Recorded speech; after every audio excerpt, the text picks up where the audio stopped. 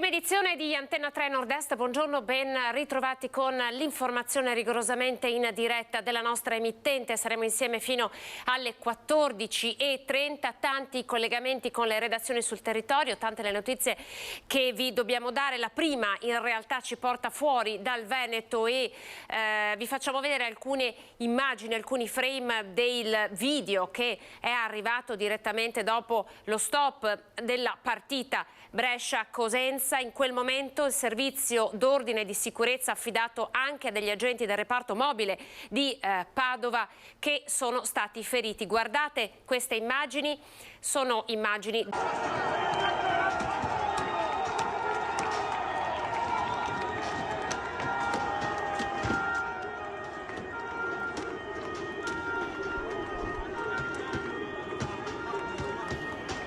Luca Capalbo, buongiorno, ben ritrovato della segreteria provinciale FSP Padova. Grazie per essersi collegato con noi. Contestualizziamo, raccontiamo che cosa è accaduto. Intanto ci sono 5 agenti di polizia feriti, uno è grave, sono padovani. Intanto facciamo vedere le immagini degli scontri perché sono immagini forti, ci tengo perché ne siamo venuti in possesso ed è corretto che i telespettatori possano vedere che cosa è accaduto. Luca, buongiorno e ben ritrovato. Allora, ci contestualizza che cosa è accaduto e le condizioni di salute degli agenti. Buongiorno a tutti. Cosa è accaduto è quello che praticamente da un po' di tempo a questa parte accade praticamente ad ogni incontro di calcio.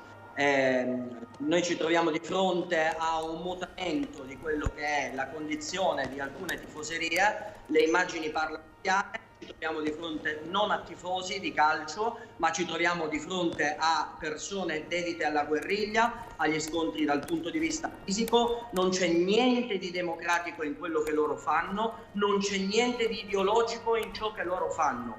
E ogni volta, come sindacato di polizia, noi ci troviamo a dover piangere il ferito di turno fino a quando, questa è la domanda provocatoria, perché uno strumento utile come quello del DASPO ormai ha i suoi anni e deve essere rivisto, deve essere assolutamente inasprito, non funziona più, lo abbiamo visto 5 giorni fa sulla partita di calcio a Bolzano dove abbiamo contato 5 feriti. Questa volta ne contiamo 9 perché 5 sono del reparto mobile di Padova con prognosi che vanno fino a 8 giorni e 4 sono del reparto mobile di Milano. Comunque agenti di polizia, e uno di questi qui ha riportato 40 giorni di prognosi, cioè delle lesioni molto gravi, gravissime. La domanda è: fino a quando possiamo tenere una condizione del genere? È da un anno che noi denunciamo a piedi pari quella che è una condizione in mutamento degli effetti sportivi, degli eventi sportivi. Vanno assolutamente normati gli strumenti che fino ad ora hanno permesso di tamponare la situazione. E una cosa provocatoria che va fatta senz'altro è quella di interessare le squadre di calcio, le società di calcio. Le società di calcio creano profitto attraverso l'evento sportivo ed è incontrovertibile il fatto che abbiano collegamenti con queste pratiche di tifoseria. Quindi bisogna caricare di responsabilità amministrativa con delle sanzioni le società di calcio affinché anche loro possano fare una forma di controllo preliminare e evitare che questo accada. Perché... Allora, controllo preliminare, Luca, lei che cosa intende? Qui nella mail, nella nota ovviamente diffusa dall'FSP si legge: ci piacerebbe non rimanere come poliziotti orfani di quelle innovazioni normative senza le quali agire diventa sempre più pericoloso. Cosa intende? È facile. Uno strumento normativo per poter funzionare deve adeguarsi ai tempi. Lo strumento normativo che finora ha funzionato era il DASPO. Oggi il DASPO evidentemente non funziona, va rivisto, va inasprito, va applicato in maniera più severa. Per esempio nel campionato di calcio, la Premier League, che ha fatto da apripista a quello che è i problemi di ordine pubblico con gli hooligan, il DASPO viene effettuato addirittura a vita da qualsiasi evento sportivo. Il nostro invece per un tempo molto limitato. Quindi provare ad inasprire quello che era uno strumento che va aggiornato come il DASPO è necessario coinvolgere anche le società di calcio che, ripeto, traggono profitto dall'evento sportivo, quindi è giusto che corrispondano anche in maniera economica a quello che è l'impianto dell'ordine pubblico. Quindi Daspo a vita secondo lei potrebbe essere una soluzione, cioè l'inasprimento delle pene, come peraltro voi chiedete anche per tanti altri tipi di reati, no? O quantomeno insomma, la certezza della pena affinché il lavoro dei vostri uomini sul territorio possa essere un lavoro efficace. Esattamente, per essere efficace il controllo di polizia, di prevenzione o di repressione ha bisogno per forza di uno strumento poi normativo in supporto. Se questo strumento normativo in supporto viene ad essere applicato in maniera saltuaria o meno rigorosa, il problema è che non diventa più efficace.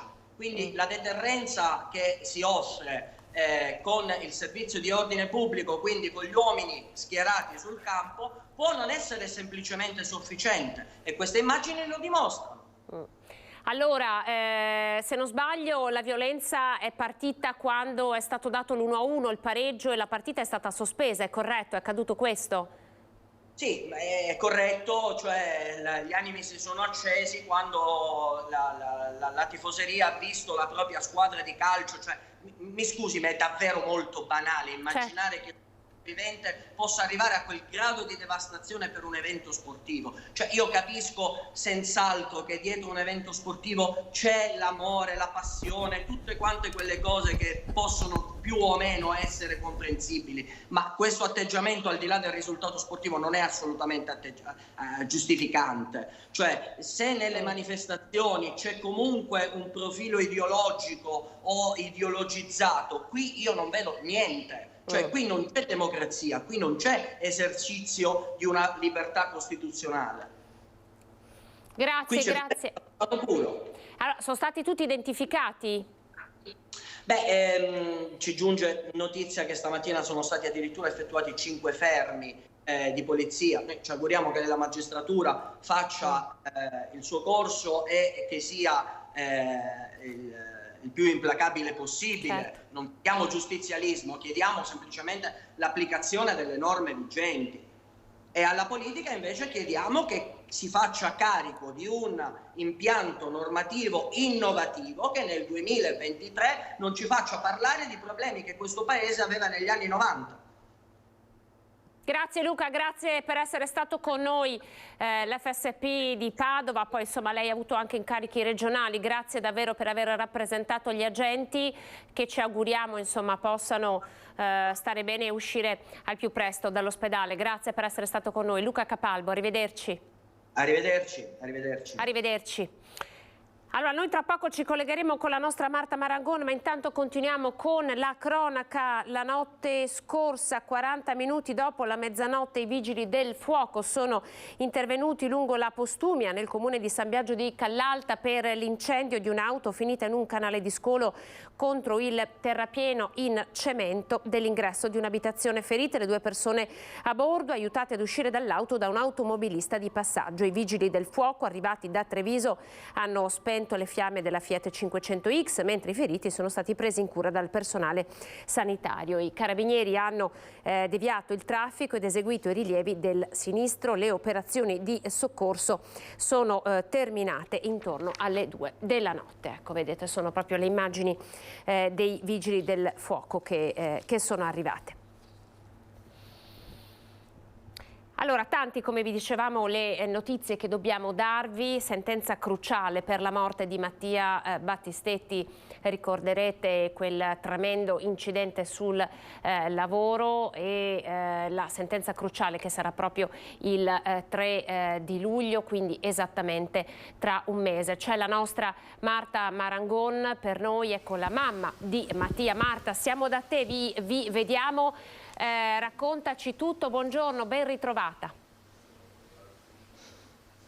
Sì, buongiorno Anna, buongiorno ai telespettatori che ci stanno seguendo da casa. Siamo a Treviso in diretta da Villa Margherita, dove vedete alle nostre spalle è stata allestita la mostra dedicata a Mattia Battistetti. Mattia Battistetti era un ragazzo di 23 anni con tutta la vita davanti, che nell'aprile del 2021 è morto improvvisamente in un terribile incidente sul lavoro, in un cantiere schiacciato da un carico sospeso che si è staccato da una gru. Da allora sono passati più di 2 anni. La famiglia di Mattia, vedete qui con me la mamma Monica, la sorella Anna, il papà Giuseppe, non hanno mai smesso di combattere e di chiedere giustizia, giustizia per Mattia, e anche una sensibilizzazione dell'intera opinione pubblica per dire basta alle tragedie sul lavoro, per dire basta ai tanti morti sul lavoro che ancora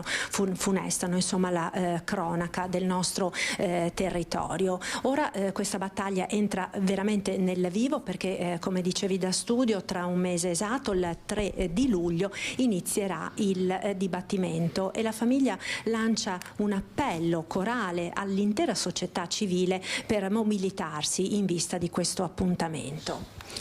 Certo, tra un mese, oggi saremo proprio in aula, inizierà il dibattimento e chiediamo a gran voce di essere sostenuti come lo siamo stati nelle precedenti udienze, e quindi chiediamo a chi ha la possibilità di starci vicino di essere in aula, oppure nel sit-in che verrà organizzato fuori dal Tribunale come ogni volta. Il 3 di luglio alle ore 9:30 avremo l'udienza, ci troviamo mezz'oretta prima. Faccio un appello anche ai giovani, le scuole adesso sono chiuse, Mattia era uno di loro, e quindi chiedo anche a loro se possono presenziare, è una cosa molto gradita da parte nostra. Le iniziative che stiamo portando avanti, voi vedete in questa parete, noi abbiamo fondato un'associazione per Mattia e stiamo portando avanti parecchie iniziative, non solo per Mattia ma per tutti quei Mattia che partono da casa al mattino e non fanno più ritorno.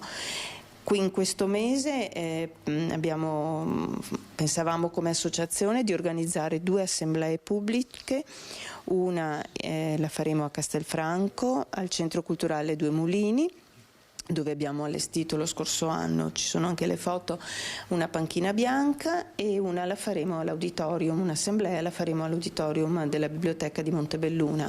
In queste occasioni stiamo organizzando di invitare delle persone, pensavamo a degli ispettori e dei tecnici, a chi vorrà darci una mano, insomma un contributo per passare questa serata e per discutere un po' su questo tema che ormai miete vittime, più di una vittima ogni giorno, quindi non è possibile andare avanti così.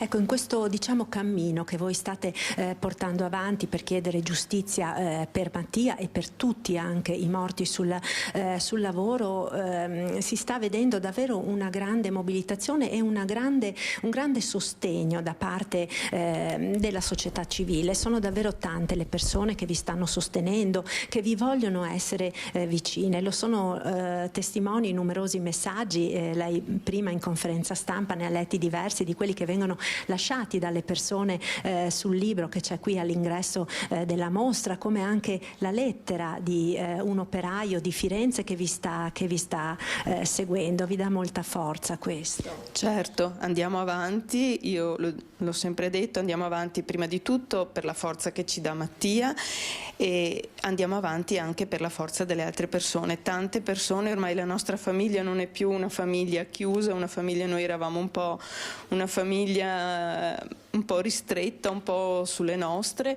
Adesso abbiamo aperto il nostro cuore a tante persone che ci stanno sostenendo, che ci aiutano, e che ci fa molto piacere ricevere i loro pensieri.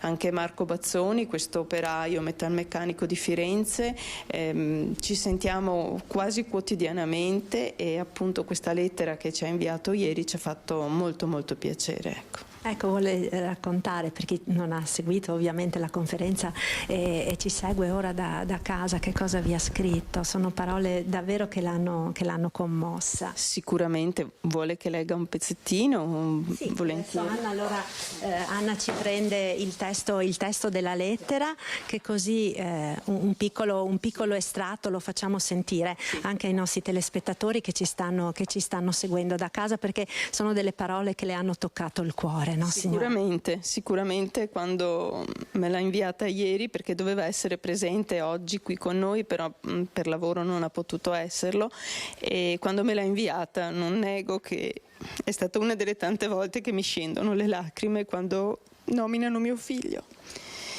Cara Monica, cara Anna, caro Giuseppe, potrei scrivere che è importante sensibilizzare su queste tragedie, che è importante parlarne, che ci vorrebbero pene severe per i responsabili delle morti sul lavoro, che ci vorrebbero più controlli, che ci vorrebbe più cultura della sicurezza, ma non lo farò. Oramai l'ho scritto talmente tante volte. Mattia faceva l'operaio, aveva solo 23 anni quando il 29 aprile 2021 è morto schiacciato da un carico di 15 quintali che si staccò da una gru in movimento. Lo ripeto nuovamente, Mattia aveva degli affetti, aveva degli hobby, aveva una vita davanti a sé. Faccio il possibile con i pochi mezzi che ho a disposizione per non dimenticare. Per fermare questo triste bollettino di guerra sul lavoro ci vuole l'impegno di tutti. Sosteniamo la famiglia di Mattia, collaboriamo e partecipiamo alle iniziative indette dalla loro associazione affinché il sacrificio di Mattia non sia stato vano. Cordiali saluti, Marco Bazzoni, operaio metalmeccanico di Firenze.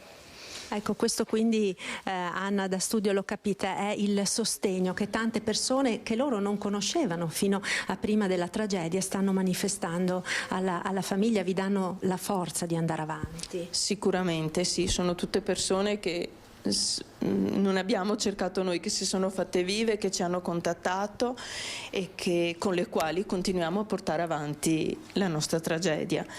Voglio fare anche un piccolo appello anche alla fiducia che noi stiamo dimostrando per il Tribunale di Treviso, sia i giudici che il pubblico ministero che ci hanno seguito finora. Abbiamo avuto modo di riscontrare in loro delle persone oneste, delle persone giuste, quindi siamo fiduciosi e questo appello lo vorrei estendere anche a chi si trova nella nostra stessa situazione, di contare, perché è importante essere fiduciosi e credere nella giustizia. Ecco.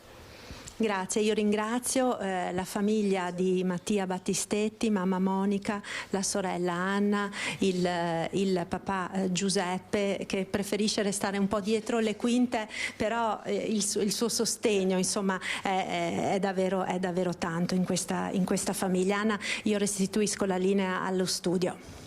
Grazie alla nostra Marta Marangon da Villa Manin a Treviso. Andiamo avanti con il nostro telegiornale, una notizia di cronaca che ci porta a Vicenza con l'arresto di un detenuto che era evaso. Vediamo.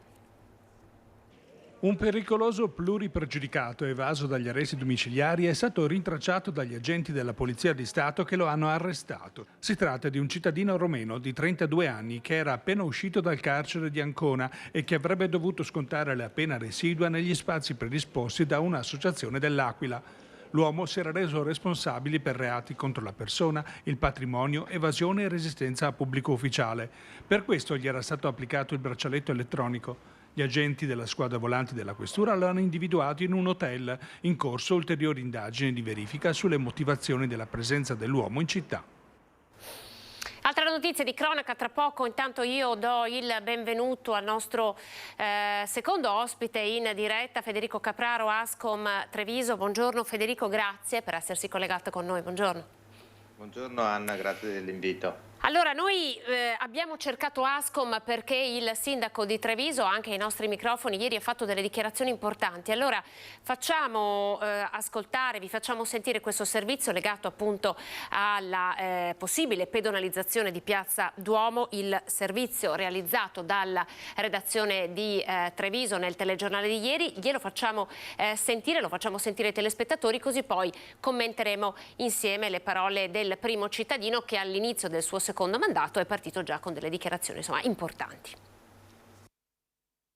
Partiremo subito con dei progetti legati all'incrementare il numero di stalli, partiremo con delle opere fondamentali per migliorare la viabilità, arriverà la nuova flotta dei mezzi pubblici che ci consentirà la rivoluzione del trasporto pubblico e l'obiettivo concreto è quello di incrementare di una bella percentuale le aree ZTL della nostra città. Pedonalizzazione e incremento dei servizi, due fronti che per il sindaco Mario Conte devono andare avanti di pari passo. Meno traffico, meno inquinamento, più pedoni e biciclette sono gli obiettivi che l'amministrazione intende portare avanti nei prossimi anni, a partire da Piazza Duomo. La prossima settimana ci sarà una riunione con Comune, Curia e Famiglia Benetton. Perché l'obiettivo è quello di togliere macchine e possibilmente allungare l'area pedonale, che invece che cominciare da Calmaggiore può cominciare proprio da Piazza Duomo. Mi viene in mente anche Via Roggia, che è un'altra che metteremo in campo fin da subito, e stiamo studiando degli altri quadranti di città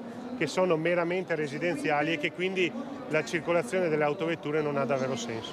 La pedonalizzazione deve essere un'opportunità, aggiunge il primo cittadino, non una penitenza. Non possiamo esclusivamente togliere parcheggi, dobbiamo creare delle nuove aree parcheggio per poi poter andare a rivedere quelle vie e quelle piazze e quelle aree che oggi si prestano certamente alla pedonalizzazione. Aumenteranno le rastrelliere e le aree posteggi videosorvegliate per le bici, mentre per le auto si studiano le zone di parcheggio, da via Dandolo alla zona dello stadio al Park Vittoria. Ci saranno già i primi incontri tecnici.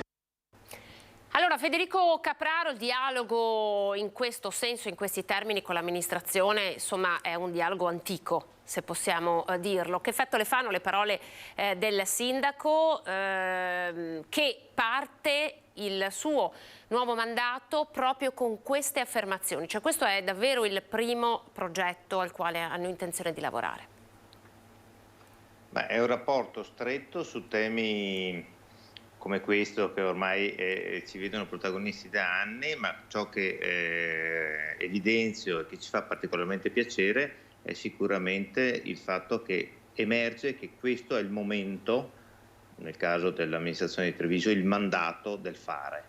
E quindi passiamo dalle parole ai fatti, cosa di cui abbiamo estremamente bisogno, seguendo un ordine che noi abbiamo condiviso e sottoposto ai candidati sindaci. Al momento, qualche mese fa, anche Mario Conte era un candidato sindaco, dei 5, 3 sono in consiglio, 2 a rappresentare la minoranza e 1 come sindaco attualmente, e hanno tutti al momento sottoscritto quel manifesto che noi abbiamo chiamato Treviso da vivere, dove c'era una serie di passaggi necessari per, come dicevo prima, passare dalle parole ai fatti. Tra questi anche il tema della pedonalizzazione.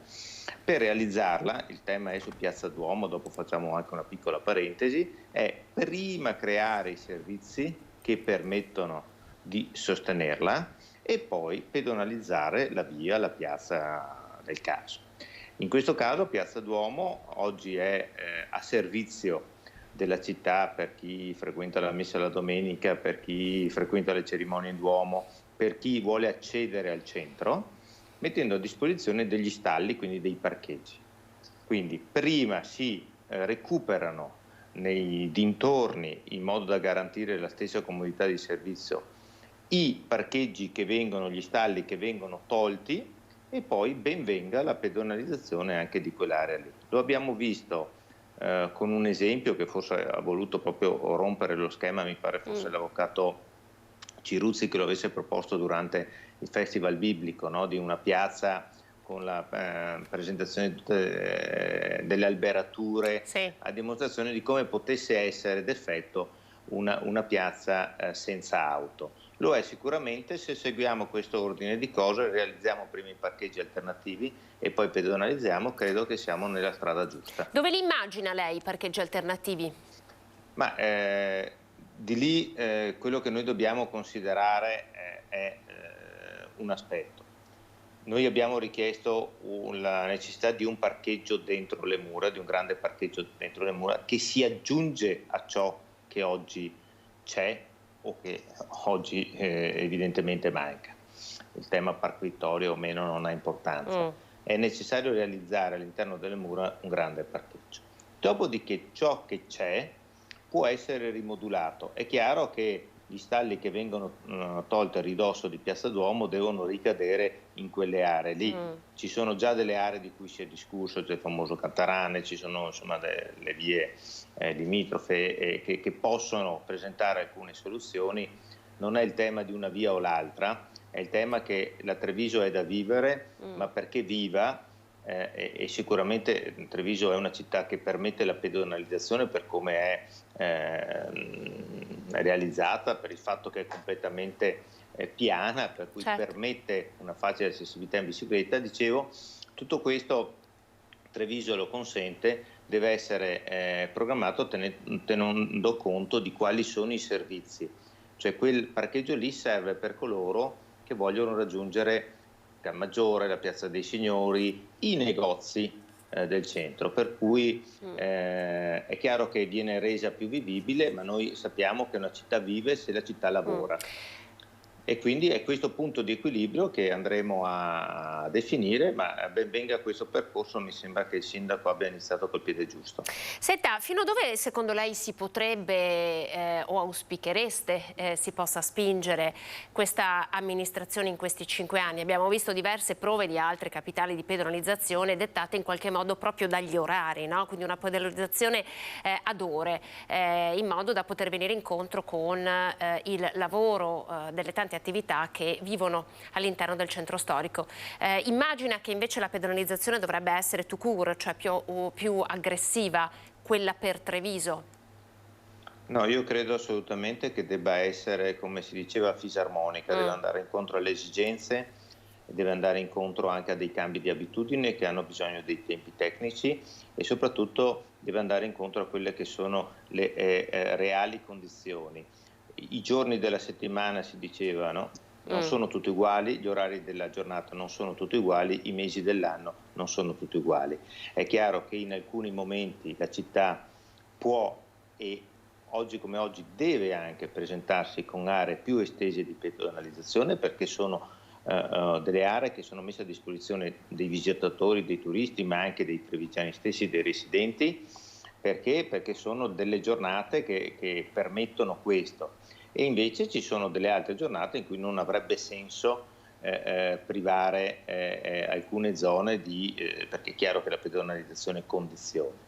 Il percorso verso una città più a misura d'uomo, più pedonale, più a misura di bicicletta è una tendenza alla quale Treviso va evidentemente incontro. Il progetto Bike to Work lo conferma, lo abbiamo lanciato con l'amministrazione e con l'IPA, no? Con la Grande Treviso nei giorni scorsi. È chiaro che c'è una tendenza, c'è una modalità, ci sono tutte delle logiche, no? La sostenibilità ambientale, la salute, appunto l'inquinamento, anche la convenienza e con questo progetto anche l'opportunità economica di creare un circolo virtuoso a favore della comunità, delle attività commerciali della comunità. Più pedalo più guadagno più spendo nei negozi che mi danno la possibilità appunto di alimentare questo circuito convenzionandosi.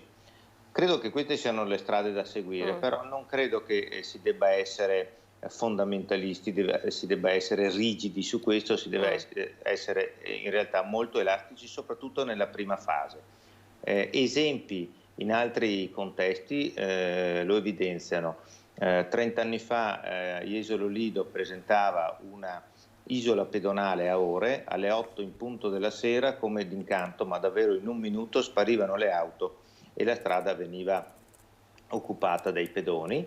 A distanza di 20 anni poi si sono iniziate a chiudere anche durante il giorno alcune tratti di quella stessa strada. È evidente che deve essere in funzione della fruibilità e anche in funzione delle abitudini che vengono poi assunte in questo caso dai trevigiani, per cui crediamo che ci debba essere molto equilibrio in questo.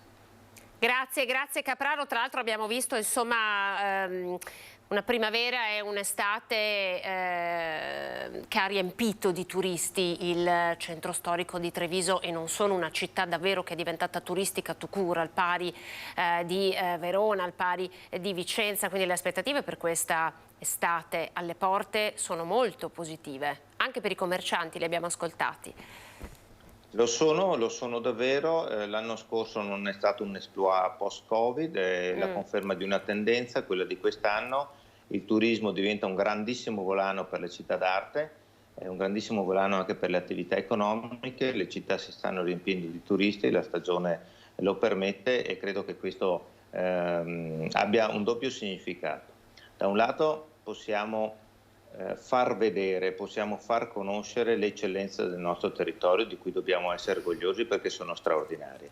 Dall'altro c'è un aspetto economico che ovviamente permette di recuperare ciò che abbiamo vissuto e permette anche alle città, da un punto di vista appunto commerciale, di vivere.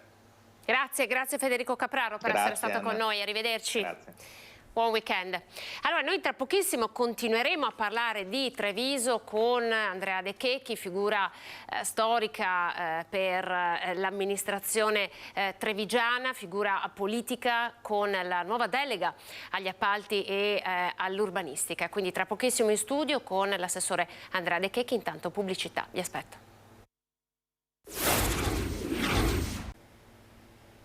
Prima edizione, buongiorno, ben ritrovati. Come promesso continuiamo a parlare della città di Treviso. In collegamento avevamo il presidente di Ascom Confcommercio di Treviso, Federico Capraro. Tema la pedonalizzazione con la caccia ai nuovi stalli, nuovi parcheggi. Come cambierà la città di Treviso nei prossimi 5 anni, dichiarazioni importanti da parte del sindaco Mario Conte, con il prossimo ospite che ci ha raggiunto in studio. Buongiorno assessore Andrea De Checchi.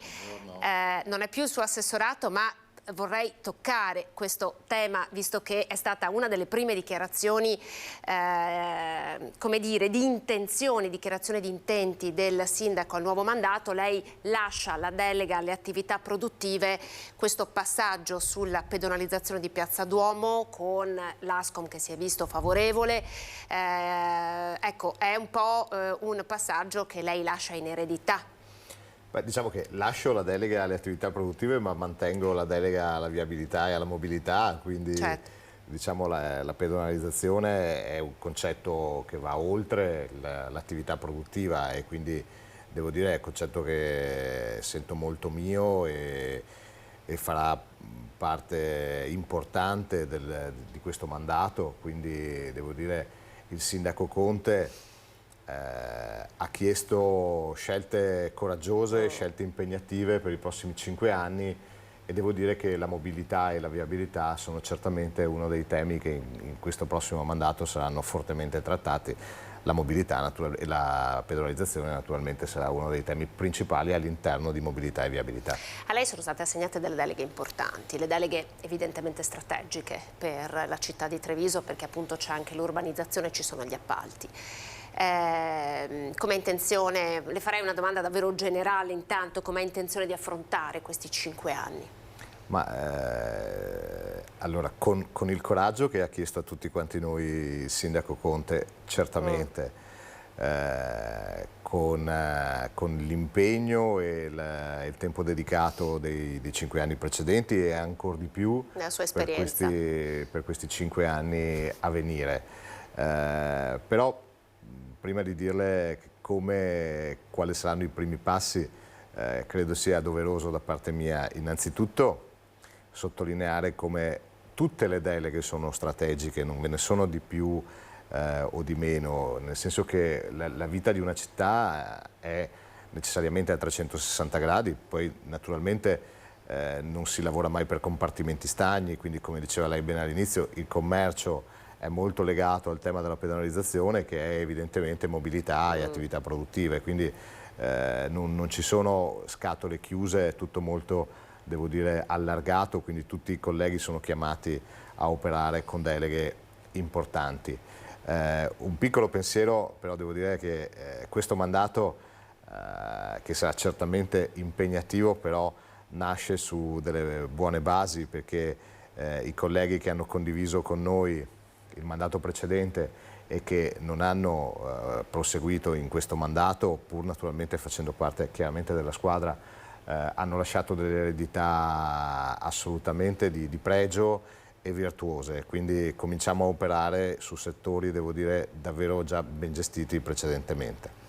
Cosa le lascia allora in eredità, ad esempio, l'assessore Tassinari per quanto riguarda l'urbanistica? Lascia naturalmente un piano degli interventi, quindi il più grande documento di pianificazione legato all'urbanistica che un comune può avere, il vecchio piano regolatore, oggi PAT e piano degli interventi, quindi partiamo già con una gran parte del lavoro già svolta. Adesso naturalmente avrà un percorso di esecuzione all'interno di quel perimetro che è stato delineato, però devo dire uffici efficienti, ben organizzati, quindi sono assolutamente molto lieto, avendolo visto peraltro in prima persona, di come la collega lavorava, ma così come il collega Schiavon, la collega Colonna Preti, la collega Nizzetto, i colleghi che sono ancora con me, quindi devo dire assolutamente soddisfatto delle deleghe, molto contento, e naturalmente con la serenità di aver visto operare bene chi mi ha preceduto. Senta, il suo nome in realtà, nonostante le elezioni abbiano premiato maggiormente magari altri suoi colleghi, il suo nome in qualche modo è sempre trapelato, quasi come se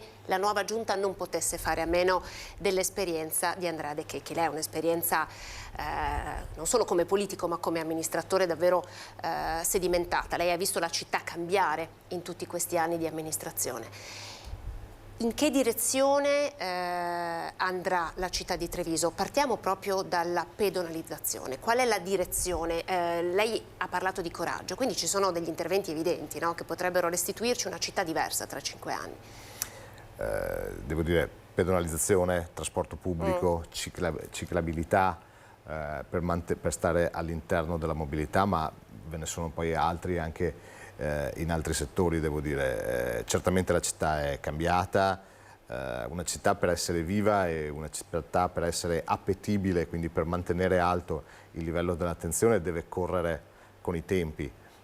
Oggi se noi andiamo in una scuola a presentare una qualche iniziativa e diamo la parola ai bimbi, questo per dire ai giovanissimi, e naturalmente a crescere ai ragazzi, ragazzini, ragazzi, quindi adolescenti.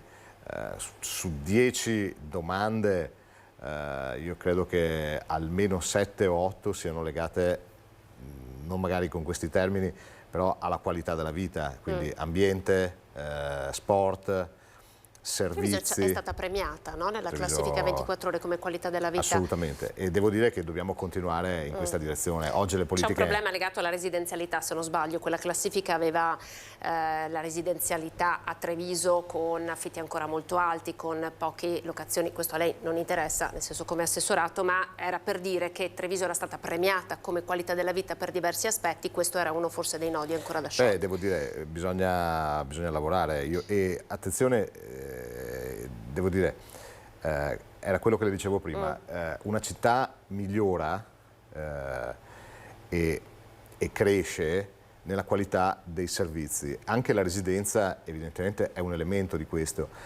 Io credo che sia necessario esplodere la residenza, perché molto spesso si è portati a ragionare in termini di residenza all'interno del centro storico. Attenzione, noi parliamo di un comune, dei suoi quartieri, quindi parliamo di tutto il comune, e quindi aumentare i servizi nei quartieri. Aumentare i servizi nei quartieri significa le piste ciclabili, il verde, il trasporto pubblico, i servizi individuali alla persona.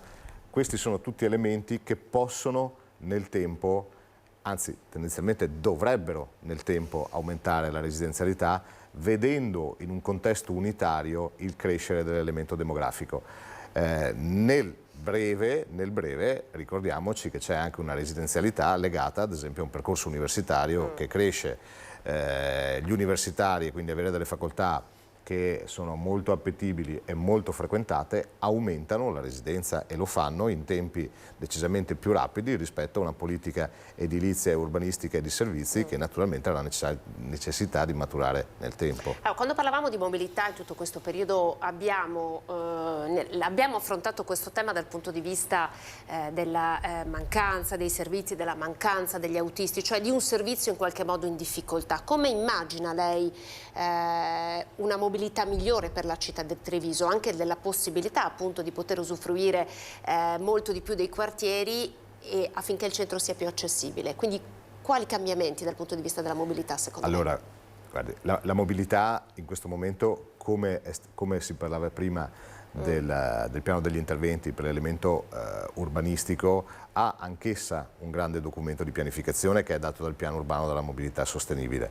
L'applicazione di quel piano, magari lavorando anche sul cronoprogramma di quel piano e quindi anche anticipando alcuni provvedimenti che in quel piano avevano una loro dislocazione temporale, è certamente un elemento che risponde a quel tipo di necessità. Però devo dire, infrastrutture, quindi grandi opere, almeno 2, quarto lotto della tangenziale e completamento del Terraglio Est, viabilità ordinaria, chiamiamola così, rotonde in strada ovest e quindi interventi di viabilità, grande implementazione della pista ciclabile, rinnovo completo del trasporto pubblico passando a mezzi elettrici e più piccolini per quanto riguarda il centro storico, aumentandone la frequenza e attenzione, politica della sosta. Quindi torna il Pollicino, vecchio Pollicino? Adesso non so se esattamente... Se questo fosse il suo nome, Pollicino era chiamato a Padova, l'autobus, quello piccolino, certo. Piccole dimensioni. Devo dire, adesso non saprei dire esattamente le dimensioni, certamente più piccoli di quelli che siamo abituati a vedere, credo attorno agli 8-10 metri. Quindi quelli che ogni tanto vediamo non sono dei veri e propri navette, perché sono un po' più grandi, perché tenete presente che noi abbiamo anche la necessità di un trasporto ordinario che non è semplicemente un elemento di collegamento, ad esempio uno scambiatore verso il centro storico, ma fa un servizio di natura urbana, quindi comunque molto più piccoli rispetto a quelli che vediamo, molto più ecologici, molto più silenziosi, quindi anche per il rispetto naturalmente della quiete e devo dire anche per il rispetto naturalmente di quello che è il nostro ad esempio porfido, perché non possiamo essere chiamati a rinnovare il porfido a distanza di pochi anni l'un dall'altro, perché i mezzi che percorrono le nostre strade sono troppo invasivi. Ecco, questi sono gli elementi sui quali secondo me bisognerà lavorare da subito per arrivare a una pedonalizzazione che poi possa pian piano coinvolgere sempre più la città.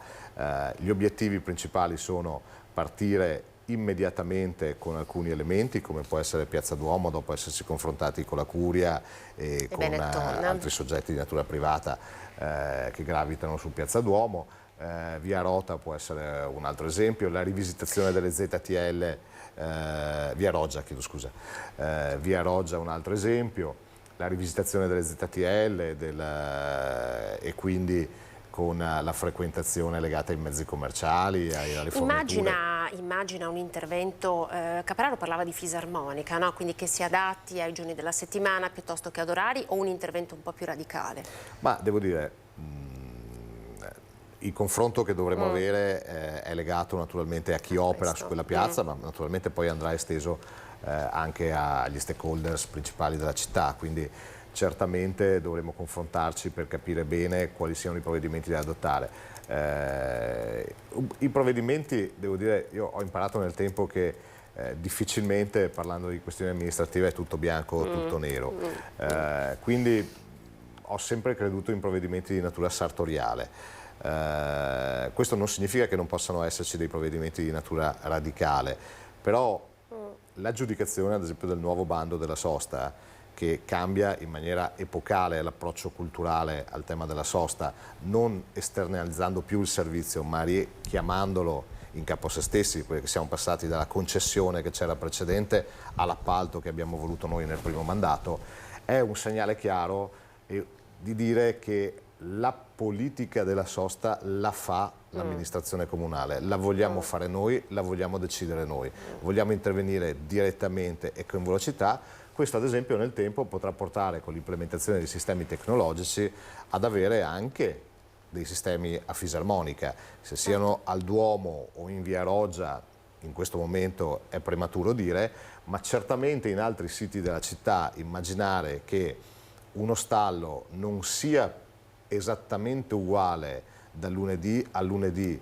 ma possa avere una sua diversificazione nel costo, nella libertà della frequentazione, in vari giorni della settimana o in concomitanza di particolari eventi, non è un'eresia con gli strumenti tecnici che oggi abbiamo a disposizione.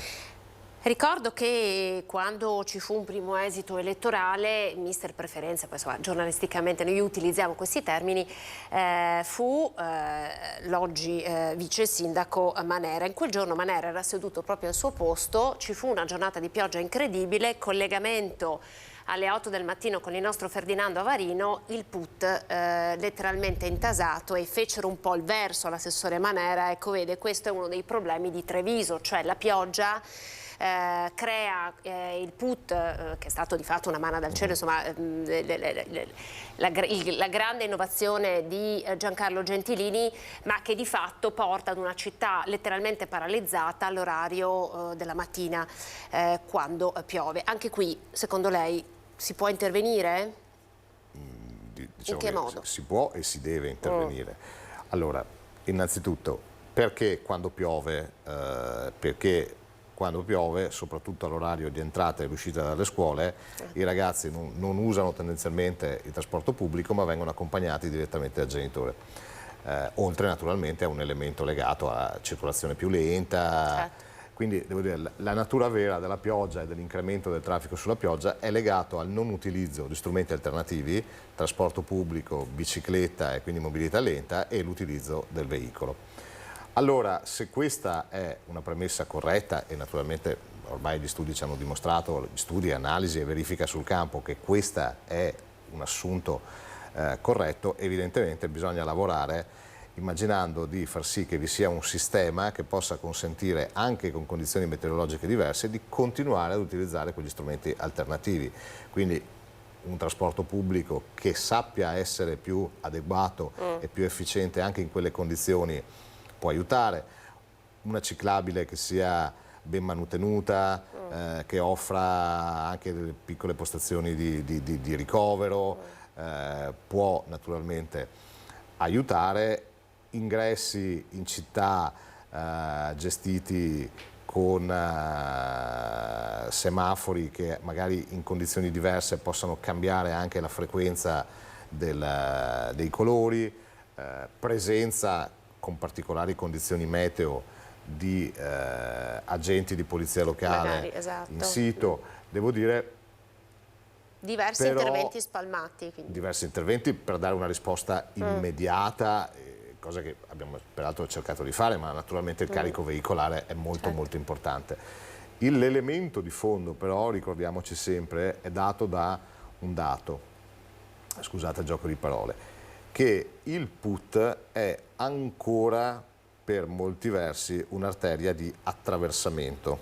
Significa che molte macchine che impegnano il put non hanno la direzione città, ma usano il put per andare da un'altra parte del comune.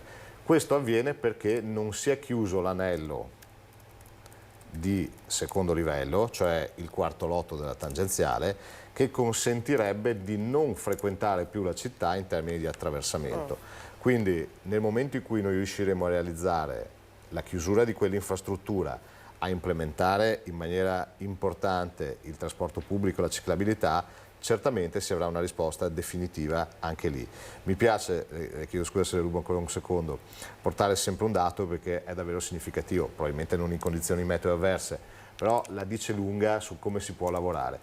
Il 30% circa del monte complessivo delle auto che impegnano la nostra viabilità percorre mediamente dai 2 ai 4 chilometri.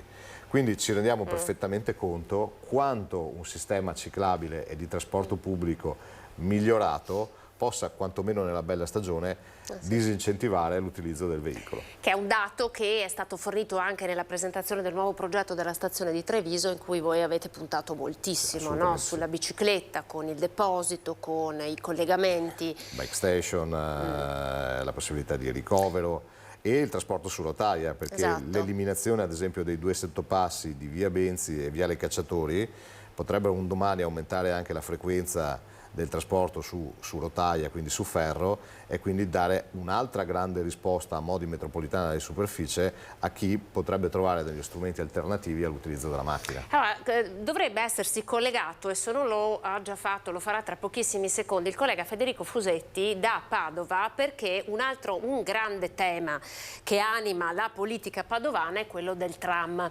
E oggi c'è stata una conferenza stampa convocata d'urgenza, se non sbaglio ieri, per dare delle importanti novità. Così invito anche lei, Assessore, ad ascoltarlo, perché il tram ha creato grandi divisioni all'interno della città, no? Con queste 2 nuove linee che attraverseranno i quartieri, collegheranno diversi comuni, ma insomma non hanno sempre trovato il favore dei cittadini. Quindi Federico, siamo da te e poi commenteremo quello che ci racconterai in studio. Buongiorno.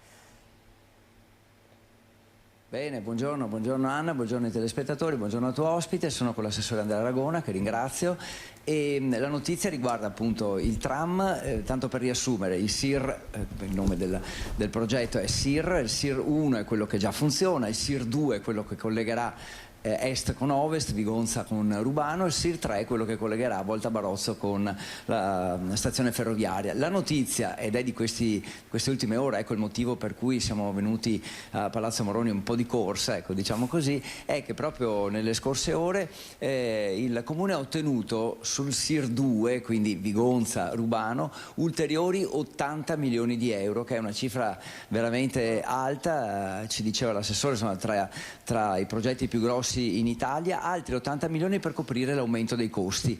Quindi ci fa un riassunto generale. Io ho capito che in questi 2 anni e mezzo sono arrivati a Padova 500 milioni per le 3 linee del tram. Questa linea est-ovest, questa di cui parliamo, che sta procedendo con il progetto, quanto costerà, quanto è arrivato e cosa farete con questi 80 milioni in più?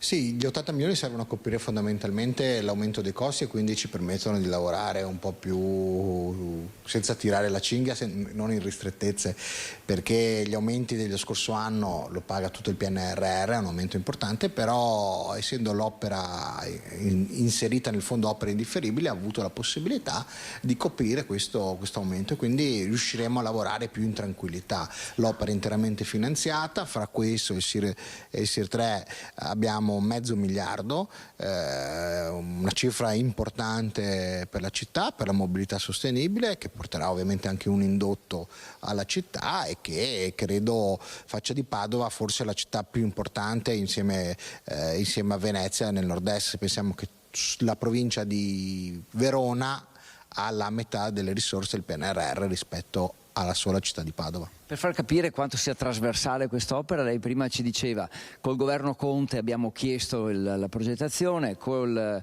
governo Draghi abbiamo ottenuto i finanziamenti, adesso altri 80 milioni che arrivano col governo Meloni, quindi difficile che i soldi vadano senza essere, diciamo, un progetto che ha un suo fondamento e che viene riconosciuto. Ma sì, credo che questo sia la testimonianza più importante rispetto alla qualità dell'opera, finanziata, pensata, progettata e finanziata di governi di diverso colore politico che includono tutto l'arco parlamentare, e appunto è la dimostrazione che l'opera è seria e credo che questo debba essere l'atteggiamento con cui andiamo a spendere i soldi del PNRR. Se ci sono opere di mobilità sostenibile vanno sostenute tutte insieme, altrimenti non riusciremo a spendere questi fondi e sarà un grande peccato per il Paese e per l'ambiente anche. Sulle critiche in città, insomma, su questa pseudo divisione che c'è sul progetto? Ma noi siamo convinti di avere la maggior parte della popolazione con noi,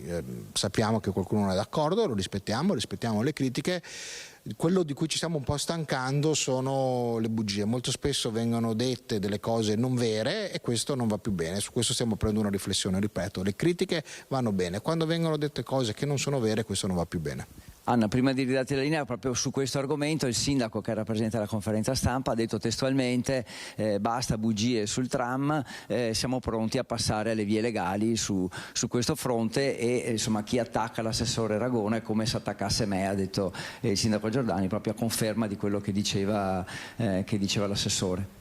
Grazie Federico. Allora qui con noi in studio l'assessore alla mobilità della città di Treviso, proveremo a passare a lui la palla per capire come poter gestire progetti che arrivano e che cambiano il volto della città e ovviamente il sentiment delle persone, dei cittadini che l'abitano. Grazie Federico, arrivederci, buon lavoro e un saluto all'assessore Ragona. Assessore, ha sentito, arrivano tanti soldi, i tram cambieranno il volto della vivibilità della città di Padova, una città evidentemente più grande e che quindi punta ad abbattere anche il traffico, una delle città più inquinate tra l'altro d'Italia. Arrivano i soldi ma non sempre la popolazione riesce ad accettare progetti che impattano così tanto nella viabilità e nella vivibilità. Come trovare l'equilibrio, no, in questi casi? Anche a Treviso arriveranno i soldi, diversi soldi con il PNRR, però c'è una città a cui bisogna parlare. Beh, devo dire, il dialogo con i cittadini e con le associazioni di categoria, quindi con gli enti intermedi, è fondamentale perché i provvedimenti siano il più rispondenti possibile a quelli che sono le esigenze del territorio. E quindi il dialogo è assolutamente dovuto, sia in fase preliminare che in fase esecutiva. Devo dire che accanto al dialogo però, naturalmente adesso non mi riferisco solo alla mobilità e tantomeno a quella di Padova, ci mancherebbe che non conosco nel dettaglio e non mi permetterei mai. È necessario però avere anche il coraggio di amministrare, perché io sono assolutamente convinto che la politica deve dare delle risposte e dare risposte evidentemente a volte può accontentare qualcuno e scontentare altri, però bisogna assumersi la responsabilità delle decisioni e avere il coraggio di adottarle. A distanza di tempo poi i cittadini giudicheranno se il coraggio e le azioni intraprese sono premiabili o meno, però non possiamo immaginare che il cheta non muovere debba essere un principio al quale ispirarsi, perché non fa sì che non vi siano critiche accese. Io sono fermamente convinto che questi denari vadano spesi per migliorare la qualità della vita, sia necessario confrontarsi con chiunque per capire quali siano le modalità, però in ultima istanza poi chi amministra deve assumersi la responsabilità e deve avere il coraggio di adottare delle scelte. PNRR, cosa arriva e cosa entrerà nella gestione dei suoi assessorati? Beh, devo dire, noi siamo stati, anche se può sembrare un po' autoreferenziale, però devo dire siamo stati molto bravi, secondo me, nel primo mandato a intercettare con la nostra progettualità molti denari da PNRR e non solo. Per quanto mi riguarda, naturalmente ci saranno ancora degli elementi legati alla pianificazione, quindi all'urbanistica e all'edilizia, come il progetto Pinqua, quindi riqualificazione dei quartieri, e ci sarà moltissimo anche in viabilità e mobilità, ciclabilità e trasporto pubblico, come vedevamo per il collega padovano. È un elemento che il PNR prende in grandissima considerazione, accanto naturalmente agli interventi sul sociale, sullo sport, quindi ci saranno molti denari, la caserma Salsa, quindi molte attività. Noi per quanto mi riguarda in modo particolare, tornando al discorso che facevamo prima, il trasporto pubblico, che vede già oggi sul campo, non tutti da PNRR, anche altri finanziamenti, però 14 che potrebbero arrivare a 18 milioni di euro per cambiare completamente la flotta dei veicoli, è un elemento, devo dire, che di grandissimo spessore e cambierà veramente molto. Spero in meglio, naturalmente, ne sono convinto, le abitudini dei trevigiani. L'ultimo passaggio sul quarto lotto della tangenziale, lei sostiene essere uno dei cambiamenti, una delle opere più importanti. No, io faccio fatica a immaginare una infrastruttura più importante per la nostra città. Certamente tutto bene, tutto da farsi, però il quarto lotto è fondamentale, lo è per due motivi. O per meglio dire un motivo che abbiamo sempre immaginato e ne abbiamo sempre sentito parlare da quando la tangenziale si è conclusa lì dov'è, e quindi parliamo ormai di decine d'anni, il quartiere San Giuseppe, no? Però immaginare che il quarto lotto aiuti solo il quartiere di San Giuseppe non rende giustizia all'opera pubblica e al quartiere, perché quell'opera non è un'opera del quartiere, è un'opera della città, perché togliendo traffico da San Giuseppe, che peraltro è un traffico, come si diceva, di attraversamento, si toglie traffico e si scarica traffico dall'intera città, quindi il quarto lotto non è per San Giuseppe ma è per il comune di Treviso. Naturalmente aiuterà anche il quartiere di San Giuseppe. Noi abbiamo una delle poche tangenziali che finisce con uno stop in questo momento, non è qualcosa che nel 2023 può essere presa seriamente in considerazione, e quindi diventa un'opera fondamentale proprio per far sì che la circolazione interna al contesto urbano diminuisca. Che tempi ci sono? Io sono abbastanza positivo e ottimista. Abbiamo avuto anche le 2 visite del ministro Salvini in cui vi sono state date delle indicazioni chiare. La Regione ha ultimato la declassificazione delle principali arterie stradali, che quindi con quella società che dovrà essere costituita tra Veneto Strade ed ANAS porterà a realizzare più rapidamente queste opere. Io penso che nel corso del 2023 si possa arrivare quasi a definire la progettazione e che quindi poi si possa davvero immaginare che nel 2024 partano le gare. Quindi quarto lotto della tangenziale, Terraglio Est, le 2 grandi opere infrastrutturali per la città di Treviso che andranno a liberare in parte il traffico che in questo momento congestiona la città e soprattutto il PUT. Unitamente ai 2 sottopassi di Viale Cacciatori e Via Benzi e alle rotonde della strada Ovest. Questa è la città dei prossimi 5 anni, grazie per essere stato in nostra compagnia in questa sorta di a tu per tu post elezione.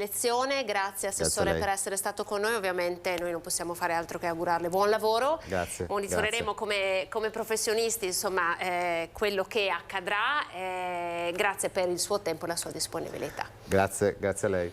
Noi andiamo in pubblicità, dopo la pubblicità torneremo a parlare di sicurezza sul lavoro, qui con noi il segretario della CISL Massimiliano Paglini e poi uno psicologo del lavoro che ha messo in scena, pensate, uno spettacolo teatrale dedicato proprio alla sicurezza nei luoghi di lavoro. Tra poco.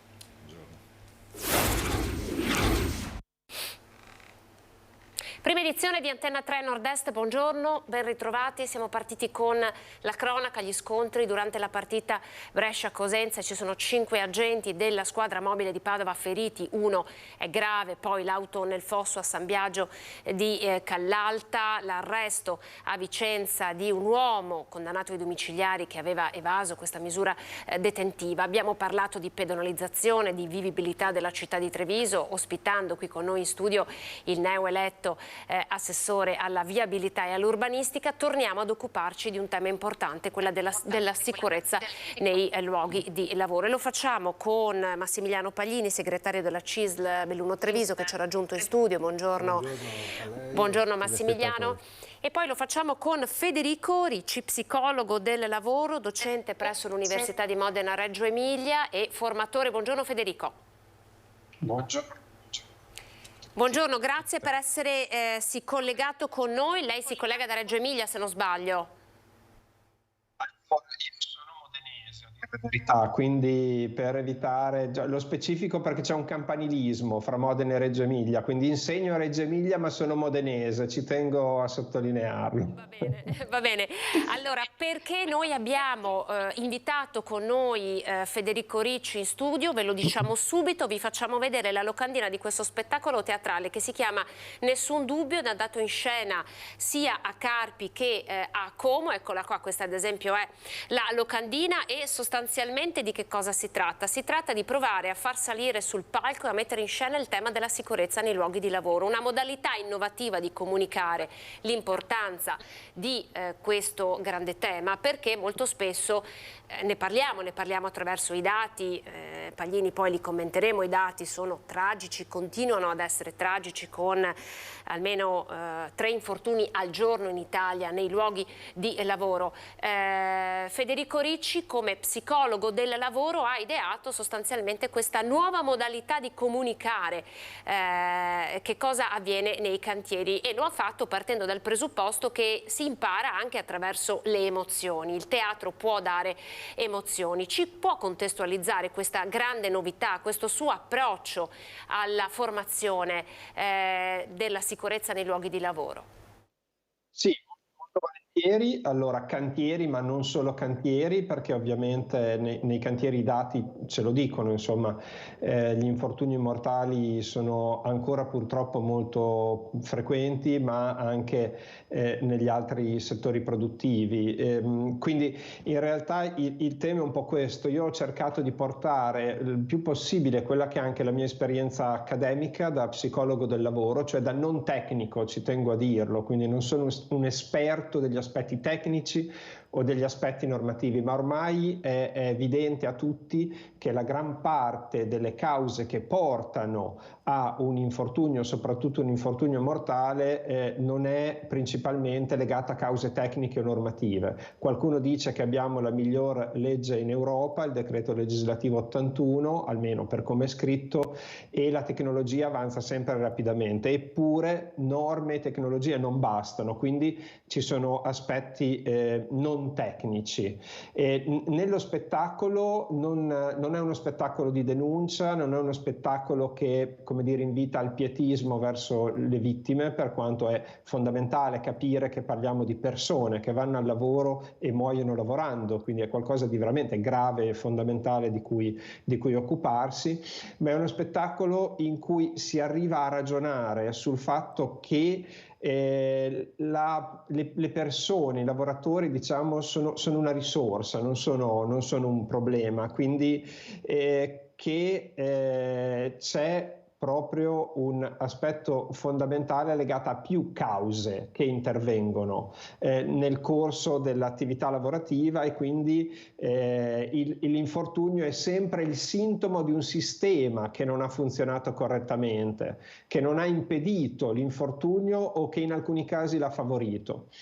Quindi lo spettacolo è uno spettacolo che a tratti è anche divertente, lo dico non perché questo non vuole essere, come dire, irrispettoso su un tema di estrema gravità, no? Il fatto che ci siano anche dei passaggi divertenti, ma è uno spettacolo che appunto porta a ragionare sulle tante cause che insieme favoriscono gli infortuni gravi, gli infortuni mortali, e di come sia necessario che ognuno faccia la propria parte. Un mio slogan è: quando succede un infortunio, soprattutto un infortunio mortale, abbiamo perso tutti, al di là di quello che poi potrà dire l'indagine in termini di responsabilità, quindi dal punto di vista legale, ma tutti potevamo fare qualcosa di più e di meglio.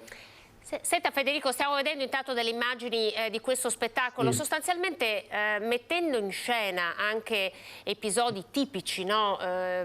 Io personalmente ho visto anche una sorta di come dire, dimostrazione che lei fa come formatore. All'interno di questa dimostrazione vengono messe in scena delle situazioni tipo che avvengono all'interno di luoghi di lavoro, quasi a raccontare che ci sono delle così appunto delle situazioni che cronicamente accadono e delle quali nemmeno ci rendiamo conto, ma che possono anticipare un infortunio futuro.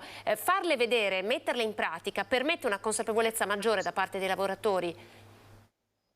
Sì, perché noi non parlare solo di normative, cioè solo di obblighi, ma dobbiamo fare in modo che le persone, quando penso alle persone penso a partire dal datore di lavoro, a cascata, no? Attraverso i vari livelli della delega, le persone sentano quella che è l'importanza sostanziale di queste norme, e questo noi lo possiamo ottenere maggiormente suscitando anche un'emozione, coinvolgendo emotivamente le persone, perché si ragioni, perché ognuno poi arrivi a ragionare sui tanti piccoli e grandi errori che ognuno di noi commette ogni giorno.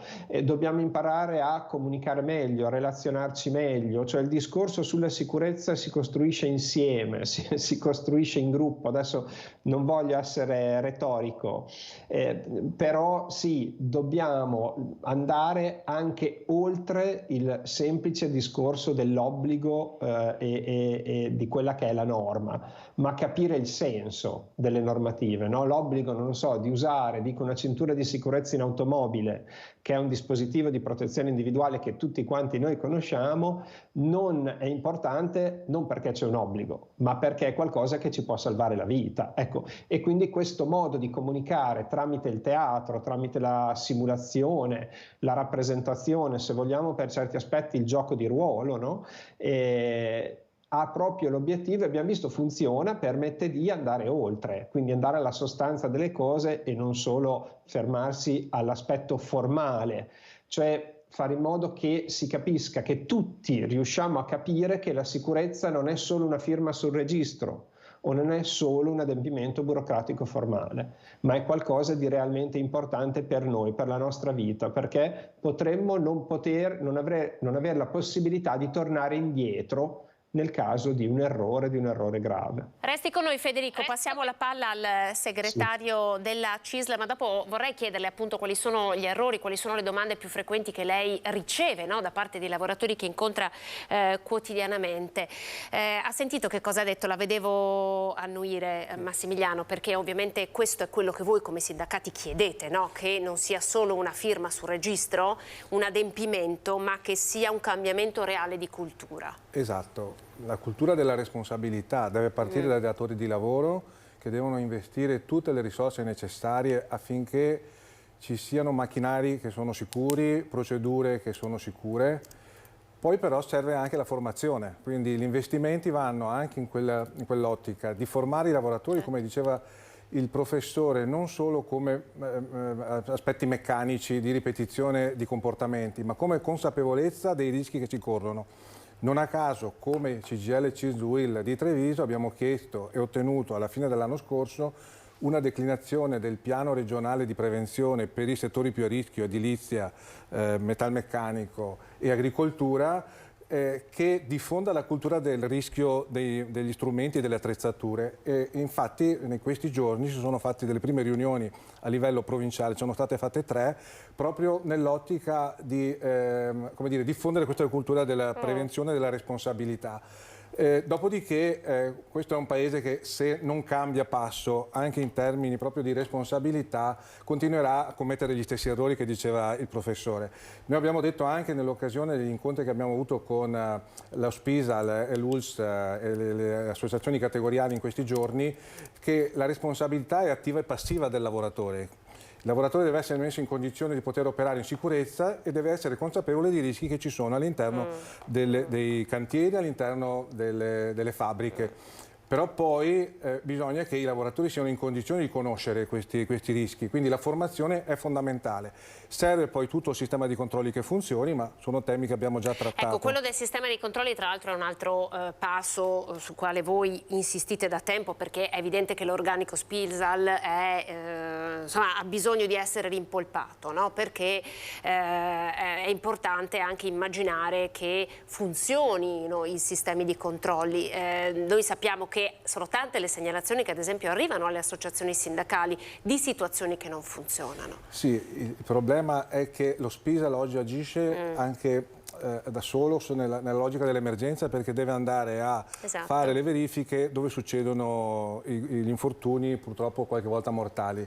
Noi dobbiamo lavorare perché si rafforzi l'organico dello SPISAL, degli ispettorati del lavoro, per diffondere cultura della prevenzione. Più si riuscirà a lavorare assieme, come diceva il professore, in un'ottica di collaborazione, di responsabilità, di corresponsabilità, più il sistema delle tutele e della sicurezza funzionerà. Quindi non bastano le norme, è vero, abbiamo il miglior impianto normativo a livello europeo, però ci sono ancora troppi aspetti normativi che non sono applicati correttamente. Ecco, e per farlo evidentemente servono dei fondi, no? Perché insomma, i fondi servono anche per garantire un'evoluzione anche della formazione, perché appunto, come si diceva, la formazione frontale forse non è più sufficiente per andare a cogliere veramente e toccare forse anche un po' l'emotività di chi lavora e rischia un po' di come dire, essere soffocato dall'abitudine. Spesso all'interno dei cantieri ci sono delle dinamiche che sono abitudinarie. Si creano dei meccanismi di cui non ci si rende nemmeno conto. Chi commette errori nella procedura del lavoro continuerà a commetterli. Quindi plaudo all'iniziativa del professore Reggio Emilia.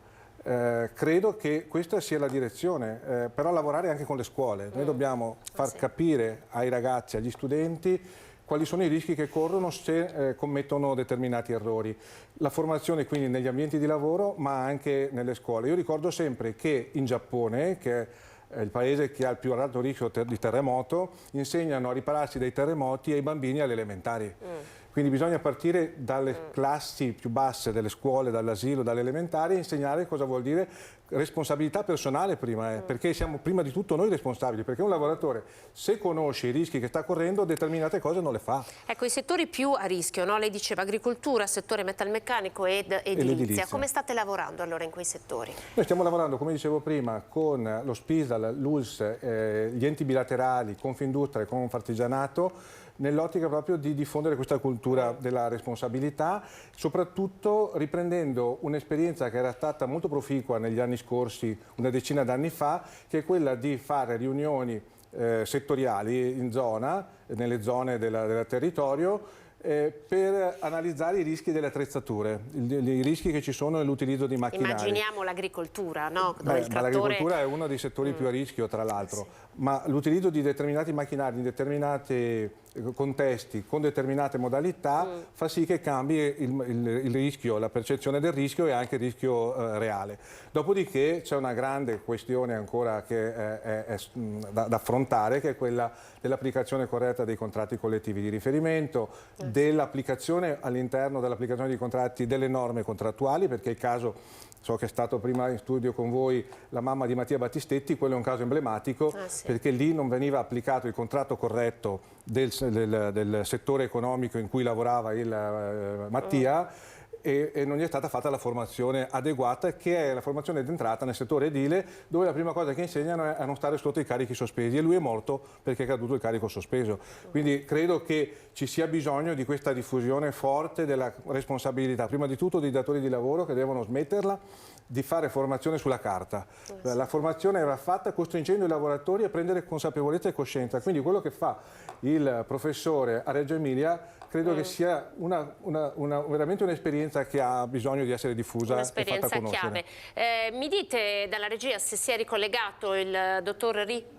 Non si è ancora collegato perché c'è stata una perdita di collegamento. Allora fatemi sapere quando si ricollega il professor Ricci. Intanto io approfitto della presenza di Paglini perché volevo commentare con lei un articolo che è uscito oggi sulla Stampa nazionale, Gruppo Espresso, l'occupazione sale, cioè salgono le assunzioni ma per le categorie sottopagate, quindi più lavoro meno soldi, cioè quei lavori con quei contratti, insomma, come dire, un po'... Ecco, i precari, no? Che alimentano il precariato. Beh, credo che il settore dell'editoria sia uno dei settori più precarizzati che ci sono nel Paese. Tra l'altro, sì. E quindi abbiamo ribadito anche nei giorni scorsi all'incontro con il governo la necessità di un'applicazione corretta dei contratti collettivi. Abbiamo bisogno di, come dire, non di norme, perché di norme ce ne sono già a sufficienza, ma di certezza dell'applicazione dei contratti collettivi, di contrasto all'applicazione dei contratti pirata. Quindi vanno agevolate e incentivate le aziende che applicano correttamente i contratti collettivi, e dall'altra parte bisogna mettere un freno all'uso indiscriminato di alcune tipologie di rapporti di lavoro, a partire dal cosiddetto contratti di somministrazione, i contratti a termine, tutti temi per i quali siamo stati in piazza un mese di mobilitazione, e sembra che ci sia questa apertura del governo a riprendere i temi per noi fondamentali come quello della stabilizzazione dei rapporti di lavoro, della correttezza dei rapporti di lavoro, vedremo nei fatti, con i prossimi impegni che ci saranno, gli incontri che ci saranno, se effettivamente c'è una volontà precisa da parte del governo di superare alcune modalità che ha messo in campo che non andavano nella direzione auspicata, perché per esempio la reintroduzione del voucher, ovvero della prestazione occasionale molto più diffusa rispetto a prima come tipologia di contratto, non va nella direzione della stabilizzazione dei rapporti di lavoro e del superamento della precarietà. Quindi anche per quanto riguarda il tema dell'editoria e in questo caso del gruppo editoriale L'Espresso, credo che ci sia bisogno di un'analisi profonda di quali sono i problemi e di un contrasto serio alla precarietà. E tra l'altro questa notizia in qualche modo prende piede e si allarga a macchia d'olio anche a tanti altri settori, ad esempio i settori stagionali, perché ci sono state delle assunzioni con l'estate, insomma praticamente ormai iniziata, ma si tratta sempre di quei famosi contratti che insomma tanti, soprattutto dopo il Covid, tanti lavoratori non accettano più. Ce n'è bisogno. Non a caso vanno a lavorare all'estero e quindi facciamo fatica a trovare addetti per il turismo, per la ristorazione, per l'alberghiero. Poi c'è tutto il tema della logistica, tutte le cooperative fasulle, tutti i temi che stiamo dicendo da mo' al governo, alle controparti, e sui quali, dicevo prima, auspichiamo che ci sia una reale apertura e un reale contrasto. È ora di smetterla in questo Paese di continuare a pensare che si fa il profitto sulla pelle dei lavoratori. I lavoratori vanno remunerati adeguatamente, vanno fatte crescere le competenze, vanno remunerate le competenze degli stessi lavoratori, solo così faremo evolvere questo Paese. Crediamo che una strada possa essere anche quella che noi stiamo proponendo come CISL di un'applicazione finalmente dell'articolo 46 della Costituzione attraverso la partecipazione dei lavoratori nella gestione dell'impresa.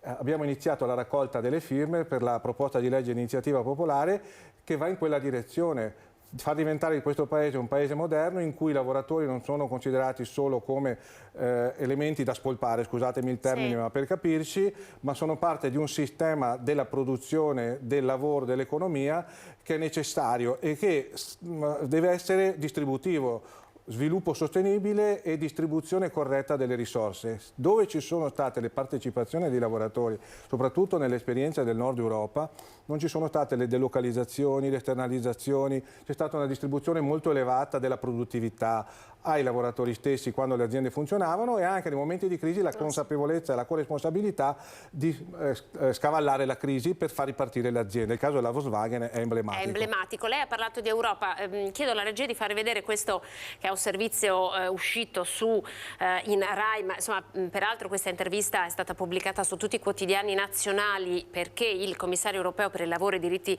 sociali Nicola Schmidt è tornato a parlare di settimana lavorativa in 4 giorni dicendosi favorevole, perché è evidente che insomma in Europa già questo modello è applicato.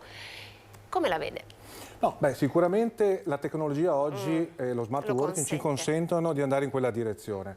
Ma mi domando se in questo Paese ha da 75 anni una norma costituzionale che definisce e declina l'applicazione attraverso una legge ordinaria della partecipazione dei lavoratori, si è pronto a fare la settimana corta. Ci sono esperienze importanti in questo Paese di settimana corta, non ultimo l'accordo firmato in Intesa San Paolo dopo alcuni mesi di conflitto tra le parti, che va proprio in quella direzione. È previsto nei contratti dei bancari la possibilità di applicare il 4x9, cioè 9 ore per 4 giorni e 3 giorni di libertà. Credo che oggi siamo nelle condizioni di poter far evolvere il sistema della produzione, dell'economia del lavoro verso una consapevolezza e una civilizzazione molto più elevata. Serve la volontà delle parti. Da parte sindacale siamo pronti ad affrontare qualsiasi tema, anche quello della settimana corta. Quale sarebbe il valore aggiunto, secondo lei, poi alla fine di un intervento di questo tipo che rivoluzionerebbe davvero il mondo del lavoro? Credo che se le controparti datoriali non si renderanno conto, ma io credo che ne siano consapevoli, di qual è l'evoluzione che è in corso, perché è già in atto l'evoluzione del mondo del lavoro, credo che tra un po' non troveremo più lavoratori. I giovani oggi non sono più disponibili a fare qualsiasi lavoro a qualsiasi costo e la conciliazione, l'armonizzazione tempi di vita e tempi di lavoro è fondamentale anche per la prestazione qualitativa e quantitativa del lavoro, dei lavoratori. Quindi credo che siamo dentro già a questo cambiamento. Si tratta di capire, di scegliere se vogliamo governarlo o se vogliamo subirlo. Per ora lo stiamo subendo perché il tema delle grandi dimissioni ne è la prova. I lavoratori cambiano perché non sono più disponibili a farsi carico di ore, di turni troppo elevati, soprattutto nel settore della sanità, delle RSA, ma non solo, e quindi vanno verso il settore privato dove c'è una regolamentazione migliore di armonizzazione dei tempi di vita e tempi di lavoro, ma credo che ci possa fare ancora meglio. La tecnologia in questo caso ci può aiutare. A voi risulta questo innalzamento del tasso occupazionale che insomma, sono i dati pubblicati oggi sui giornali, a voi risulta questo? Beh, li abbiamo visti, li abbiamo appresi anche noi. Ecco, quello che è certo è che questo Paese ha tassi di occupazione più bassi rispetto alla media europea. Quindi abbiamo un margine di crescita dell'occupazione di circa un 10%.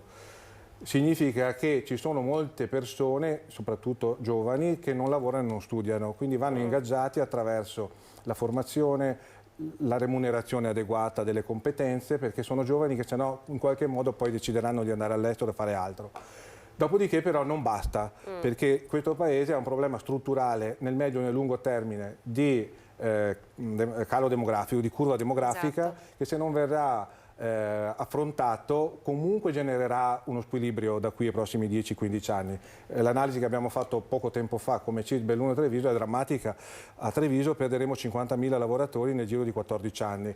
Quindi bene che si alzi il tasso di occupazione e si alza attraverso un'adeguata remunerazione, attraverso la sicurezza sul lavoro, attraverso la formazione, la valorizzazione delle competenze, ma si alza anche attraverso la crescita anagrafica. Quindi se non crescerà la natalità e la presenza di persone in grado di lavorare, noi fra 14 anni avremo un problema enorme di garanzia della stabilità del sistema produttivo e dei servizi pubblici.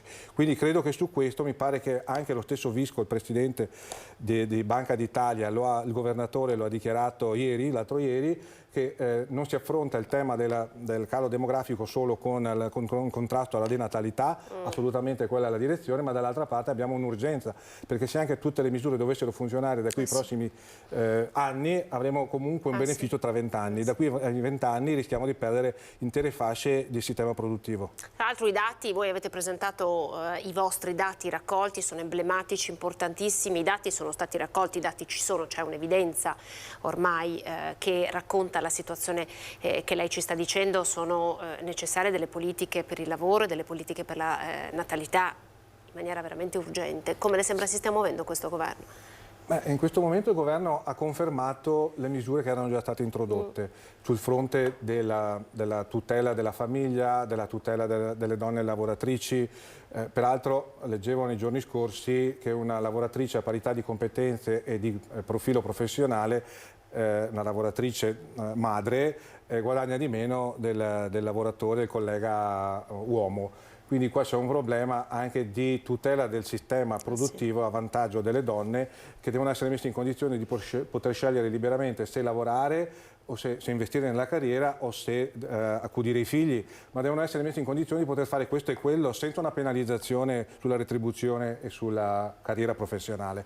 E quindi credo che questo governo debba rafforzare le misure in atto sulla tutela della natalità, ma non può non vedere il problema strutturale. Quindi quando io sento un ministro del governo che dice che dobbiamo contrastare la sostituzione etnica, mi domando se si renda conto che tra un po' avremo un problema di non sostituzione etnica, perché non ci sarà più chi sostituire. Quindi credo che un intelligente approccio al sistema della regolamentazione dei flussi migratori, quindi un riordino del sistema dei flussi migratori, che governi il fenomeno delle migrazioni attraverso un'analisi anche delle competenze in loco, quindi con un recupero anche di norme che erano già state introdotte molti anni fa, che poi sono state superate per propaganda, purtroppo, perché questo Paese vive troppo spesso di propaganda. Credo che un riordino di quelle norme vada nella direzione auspicata di accogliere forza lavoro. È chiaro, non possiamo accogliere tutti, ma dobbiamo accogliere chi è in grado di poter lavorare, bassa e alte professionalità, a tutela del sistema produttivo. Abbiamo visto anche esempi in Europa, no, che si sono mossi in questo senso, quindi insomma, la Germania qualcuno da cui copiare ci sarebbe. Esatto. Esatto, grazie Massimiliano Paglini per essere stato con noi. Noi abbiamo ora le previsioni del tempo, pubblicità e poi continueremo a parlare insieme fino alle 14:30. Tra poco.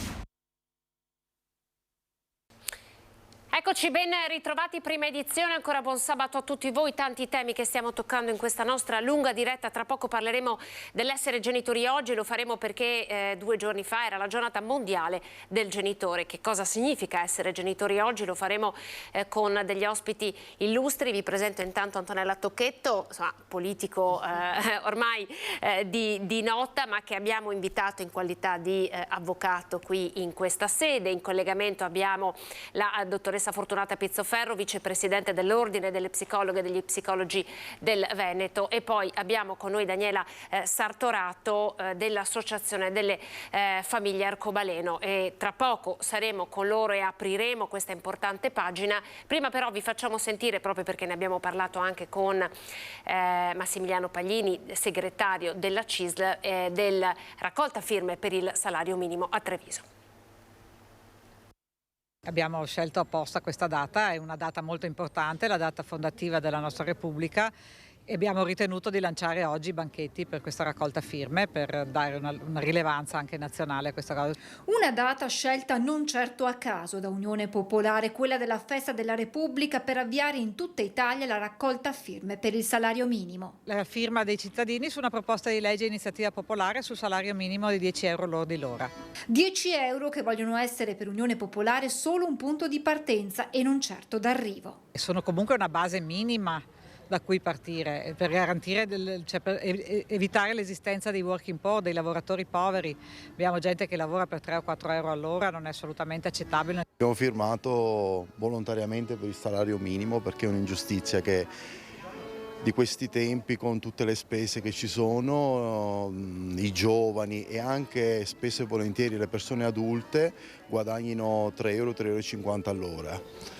È giusto che quantomeno ci sia un salario minimo, anche 10 euro, anche di più, e che la finiscano a fare contratti precari. Un costo della vita che aumenta, ma di pari passo non crescono i salari, e così molti lavoratori, spiegano dal movimento, si trovano in difficoltà a pagare le spese mediche o le utenze domestiche. Non è possibile che un lavoratore debba vivere nell'angoscia di rompere gli occhiali, ma anche le bollette, anche le rate del mutuo, anche l'affitto stesso. Abbiamo un aumento spaventoso di morosità incolpevoli, ma la gente non ce la fa. Se devi lavorare a 3 o 4 euro all'ora non puoi farcela, far fronte a tutto. Non parliamo poi di farsi una famiglia, si parla tanto di denatalità, ma questi figli hanno l'abitudine di mangiare 2 volte al giorno. Allora, eccoci qui, essere genitori oggi è un tema importante, e lo è, la giornata mondiale del genitore in qualche modo ce lo ricorda, ma la genitorialità evidentemente è molto cambiata negli ultimi anni. Io partirei proprio da Antonella Tocchetto, avvocato. La legge Cartabia ha inserito i piani genitoriali. Lei raccontava prima essere una norma parecchio stretta, che in qualche modo va a definire, a raccontare come un Tetris chi fa cosa e chi lo fa quando. Che cosa significa questo, e secondo lei quanto modifica anche la genitorialità, che in sé dovrebbe essere più fluida, no? soprattutto quando un figlio deve dividere 2 case? Beh, allora, la ringrazio della domanda e anche dell'invito. Sì, con la legge Cartabia, che è entrata in vigore il 28 febbraio, nelle separazioni e i divorzi e negli accordi genitoriali delle coppie non sposate bisogna mettere un serio piano genitoriale. Una volta si metteva dal lunedì al venerdì, lo vede Tizio e Caio, e finiva là. Mentre adesso i tribunali si sono adeguati e lo chiedono anche, per esempio, se vuoi che frequenti la religione, se vuoi che non la frequenti, se vuoi che frequenti il nuovo compagno o vuoi che non lo frequenti, e poi anche in modo specifico chi lo va a prendere e chi no. Allora, lei ha detto perfettamente, perché io poi in questi giorni lo sto facendo in studio, anzi lo farò anche oggi pomeriggio, cioè noi dobbiamo un po' descrivere la vita degli altri, noi però siamo terzi ovviamente, e questo servirebbe un po' per responsabilizzare i genitori, perché una volta che ci si separa ovviamente diventa complicato la gestione del minore, che lo diciamo, almeno nella maggior parte dei casi, è sempre a carico esclusivo della donna, perché è facile dirlo sulla carta, ma poi nei fatti l'uomo ha sempre difficoltà, tanto è vero che ad esempio in questi giorni qua io proprio sto scrivendo che la scuola se ne occupa la mamma, lo sport se ne occupa il papà, perché il problema non è solo andare a prendere un figlio o tenerselo i weekend alternati ed un pomeriggio alla settimana, anche se adesso vanno molto ed è per fortuna così, tempi di permanenza uguale, cioè tempi uguali durante la settimana, ma poi ci sono tutta una serie di attività collaterali che non sono secondarie, perché se io devo accompagnarlo allo sport, scegliere lo sport, i costi dello sport, sono tutte cose molto difficili. Per venire alla sua domanda, non si nasce genitori, lo si impara. Io genitore non lo sono, ma l'ho imparato costruendo le vite degli altri nelle separazioni e i divorzi. È ovvio che se la coppia sta insieme le cose si gestiscono forse un po' meglio, ma se le due parti si separano è difficile essere genitori anche quando entrano nuovi compagni, perché è facile la sostituzione anche per comodità dei bambini di un genitore rispetto all'altro. Mi spiego, tutti rimangono padri e madri, certo, ovviamente, però anche i bambini che sono molto svegli al giorno d'oggi, pur di non far dispiacere alla compagna del nuovo papà o al compagno della nuova mamma, cercano, come dire, di essere molto accomodanti. L'altro genitore, il genitore naturale, ovviamente a volte si infastidisce. La componentistica dell'essere genitori ha tutte queste specificità. Io l'unica cosa che dico sempre anche ai miei clienti, genitori lo si è, sempre un passo indietro rispetto alle proprie criticità e, come dire, odi nei confronti dell'ex compagno, perché essere genitori vuol dire anche capire le esigenze dei minori e cercare di aiutarli nella crescita più che utilizzarli come strumento contro l'altro. Senta, una domanda proprio così un po' a bruciapelo, no? Immagino, lei potrà dirci, avvocato da tanti anni, sono aumentate le richieste di divorzio, quindi sono tantissime le famiglie, immaginiamo un'ipotetica classe scolastica in cui i genitori sono divisi, sono tanti. Sì, sono raddoppiate nell'ambito, subito dopo tra l'altro la pandemia siamo più o meno a 4.000 divorzi e tra l'altro adesso con la legge Cartabia si può fare in un unico atto separazione e divorzi.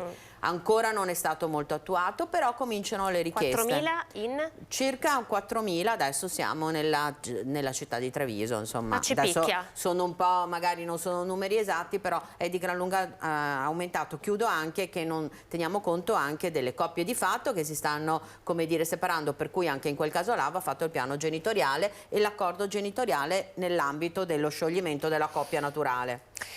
Dottoressa Fortunata Pizzoferro, piani, accordi, giornate scandite, ruoli scanditi, serve per responsabilizzare, sì, ma che cosa toglie, se toglie qualcosa? Buongiorno Anna. Buongiorno. Allora, non toglie, è una modalità di gestione forse necessaria quando la gestione si fa complessa. Non dobbiamo però immaginare che ora queste nuove famiglie, frutto di separazione e ricomposizione, vivano in una situazione di minor amore o affetto rispetto a famiglie tradizionali, famiglie che immaginavamo più comuni diverse decine di anni fa. In precedenza avete parlato di un aumento di dimissioni e adesso si sta parlando di un aumento di separazioni. Questi due fenomeni in qualche modo sono collegati, sono dovuti al fatto che la società si è evoluta in un senso molto più individualista, cioè la realizzazione personale, la realizzazione dei propri desideri viene dato come un diritto che si deve perseguire. La famiglia dall'altra parte è nata in un contesto basato sul sacrificio. È difficile ora mantenere una gestione che deve mettere in equilibrio il sacrificio verso gli altri componenti familiari, ma anche l'autorealizzazione che tutti noi diciamo che è giusto. Il fatto che le donne debbano lavorare e debbano avere uno stipendio pari a quello degli uomini, da una parte è un concetto giusto, dall'altro pone delle difficoltà come quella della denatalità. Ora dobbiamo immaginare una sfida molto importante per la società e quindi anche per il nucleo societario delle famiglie, quella di mantenere un equilibrio tra queste diverse istanze. Senta, essere genitori oggi, no? Le famiglie sono cambiate, uno dei grandi temi di cui si sta discutendo è quello che sta accadendo in tante regioni dove sindaci hanno iscritto all'anagrafe figli di coppie di famiglie arcobaleno, ed oggi questi atti in qualche modo vengono impugnati e sono bambini che rischiano di non essere più fratelli, di non avere più una madre riconosciuta. Ecco, le famiglie come in qualche modo poi lei ci stava raccontando, oggi sono diverse. Le sembra che questa società anche a livello normativo sia in grado di accettare questa pluralità di contesti, di significati anche quando parliamo di famiglie? Sicuramente la società tutta è diversa ed è cambiata nei fatti in una modalità molto veloce, alla quale è anche difficile in qualche modo abituarsi. Questi cambiamenti forse non solo a livello normativo, ma anche a livello emotivo, a volte a livello personale, non sono stati ben digeriti. Non sta a me sicuramente fare delle scelte politiche. Io l'unica cosa che posso dire è che gli studi rilevano che in tutti i tipi di famiglie si può crescere in maniera adeguata se c'è amore. In tutti i tipi di famiglie ci possono essere delle fonti di disagio, e sicuramente una fonte di disagio per qualunque bambino è quello di essere stigmatizzato, quello di non essere accettato nella società. Quindi spero che la politica si faccia carico di bambini che in qualche modo, se vengono additati con un certo nome, anche lo stesso nome di bambini arcobaleno, io lo trovo uno stigma. Io non vedo per strada dei bambini di un colore diverso. I bambini sono tutti uguali e dovrebbero avere tutti gli stessi diritti, sicuramente tutte le stesse tutele. Senta, dottoressa, il precedente governo aveva finanziato l'intervento degli psicologi all'interno delle scuole, una presenza costante di sostegno proprio per i ragazzi che, indipendentemente dalle loro problematiche, hanno bisogno di farsi ascoltare, perché spesso a scuola, all'interno della famiglia, non si riesce a parlare. Come è andata quell'esperienza e lei ritiene che possa essere rifinanziata? Condivide con noi l'importanza di un tipo di ascolto di questo tipo, proprio perché oggi spesso si fa fatica a parlare all'interno delle famiglie? Io sono una psicologa, quindi è praticamente un'autopatologia che condivido il fatto che serva ascolto nelle famiglie, serve ascolto in tutto il tessuto sociale. Forse una delle grandi patologie del nostro tempo è quello in cui si danno delle risposte, si parla ancora prima di aver ascoltato quali sono i bisogni dell'altro. Quindi da una parte sì, sicuramente è stato utile, e lo riportano anche molte ricerche, lo riportano molti insegnanti e molti dirigenti, del fatto che un sostegno psicologico all'interno delle scuole è stato utile e necessario. Quello che però sarebbe importante dire è che non basta rifinanziare continui interventi a spot, anche perché questo fa passare l'idea che lo psicologo possa arrivare in emergenza a recuperare delle situazioni ormai disastrose. Uno psicologo che interviene laddove il tessuto sociale è già conflittuale, laddove ci sono dei ragazzi che hanno già una franca problematica, potrà fare ben poco se non segnalare che c'è un problema. Quindi è importante, spero che il nuovo governo e tutti i governi successivi pensino a delle riforme strutturali. Lo psicologo deve essere inserito all'interno del contesto della scuola, perché con progetti a spot è difficile poter collaborare insieme agli insegnanti e a tutto il comparto scuola per fare dei programmi, prima di tutto di prevenzione, per fare dei programmi nei quali i bambini e poi gli adolescenti possano crescere sani, prima di pensare di recuperare delle situazioni già incrinate. Vi presento Daniela Santoro dell'Associazione Famiglie Arcobaleno. Daniela, buongiorno. Tra poche ore, sono le 13:50, voi sarete a Padova per una grande lunga marcia per reclamare i diritti delle famiglie arcobaleno e dei figli nati all'interno di queste famiglie. Che cosa sta succedendo in questo momento? Ci sono tante famiglie che dovranno presentarsi in tribunale per come dire, chiedere l'iscrizione all'anagrafe dei loro figli. Buongiorno, sì, purtroppo in questi giorni ci saranno tante famiglie che dovranno presentarsi in tribunale rischiando di fare un passo indietro rispetto ai diritti dei propri figli, perché la nostra preoccupazione principale è il motivo per cui abbiamo fondato questa associazione circa 20 anni fa, è proprio dare tutele ai nostri figli. Adesso la società è pronta, adesso tocca al legislatore e alle amministrazioni dare tutele ai bambini, no? Quindi superare i propri pregiudizi e dare tutele ai bambini. Qualche sindaco, qualche tribunale dei minori sta cominciando a riconoscere questi diritti per i bambini, però diciamo che l'azione del governo sta cercando di riportare indietro la situazione di queste famiglie. Quindi ci sono sicuramente solo nella zona di Padova 35 famiglie che sono molto preoccupate perché dovranno poi seguire un iter lungo dall'esito non scontato per riuscire a tutelare questi bambini, no?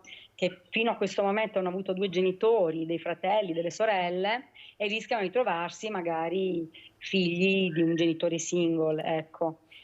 Questo ovviamente è una cosa che ci preoccupa. Noi quando abbiamo fondato l'associazione, una ventina di anni fa, diciamo che i bambini più grandi in Italia, nati da coppie omogenitoriali, hanno sui 25 anni. Io ho 3 figli, la figlia mia più grande adesso tra un po' compirà 20 anni.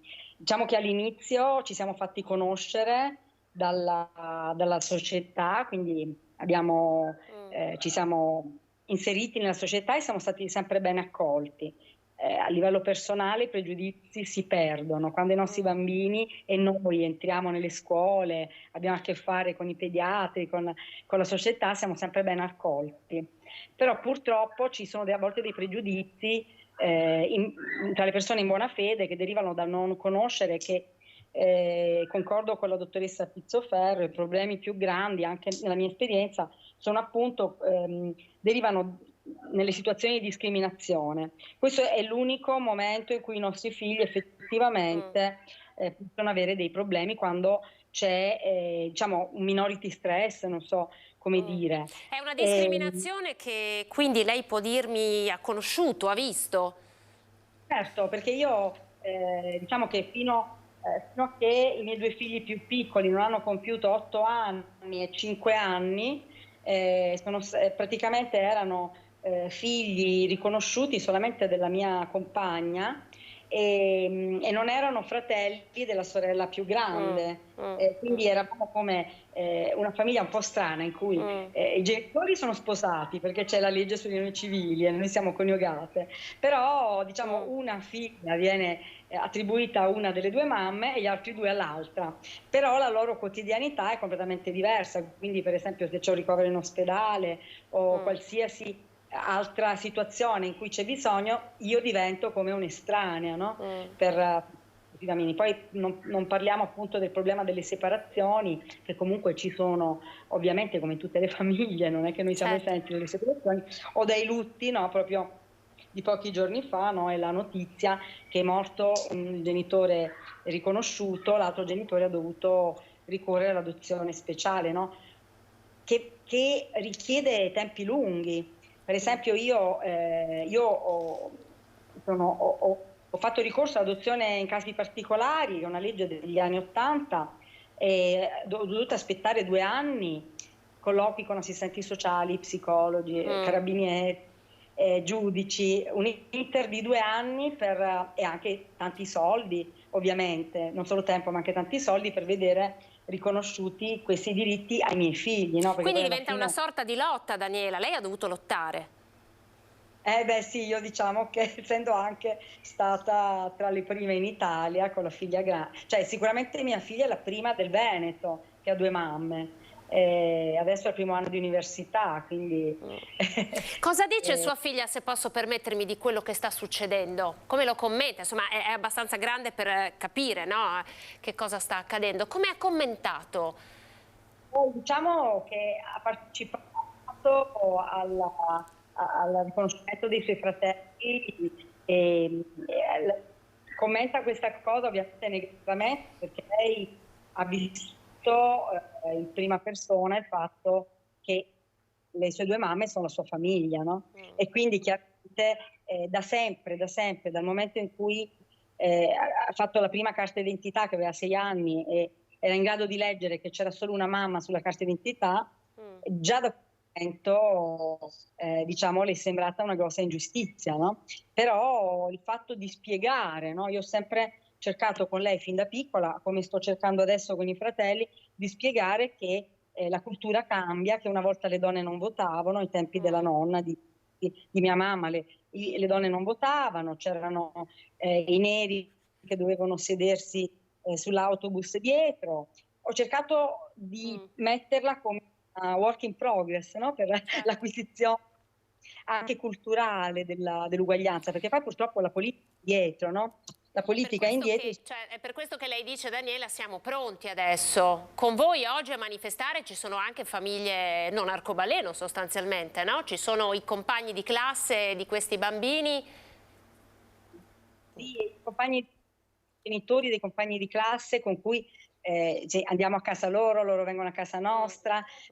È chiaro che la società, nel momento in cui incontra, anche la scuola è pronta, no? Nel momento in cui incontra le famiglie omogenitoriali, sono un tipo di famiglia, tipo possibile di famiglia, come le famiglie con un solo genitore, come le famiglie separate, come le famiglie interetniche. Insomma, siamo un tipo di famiglia come altre e la società è pronta nella sua grande maggioranza, no? Perché poi non siamo tutti uguali. È la politica che tira indietro un po', gioca a fare il cioè gioca a fare, a difendere qualcosa che non è sotto attacco, perché la famiglia tradizionale non è sotto attacco. Si parla di includere le famiglie, non certo di criticare un tipo di famiglia.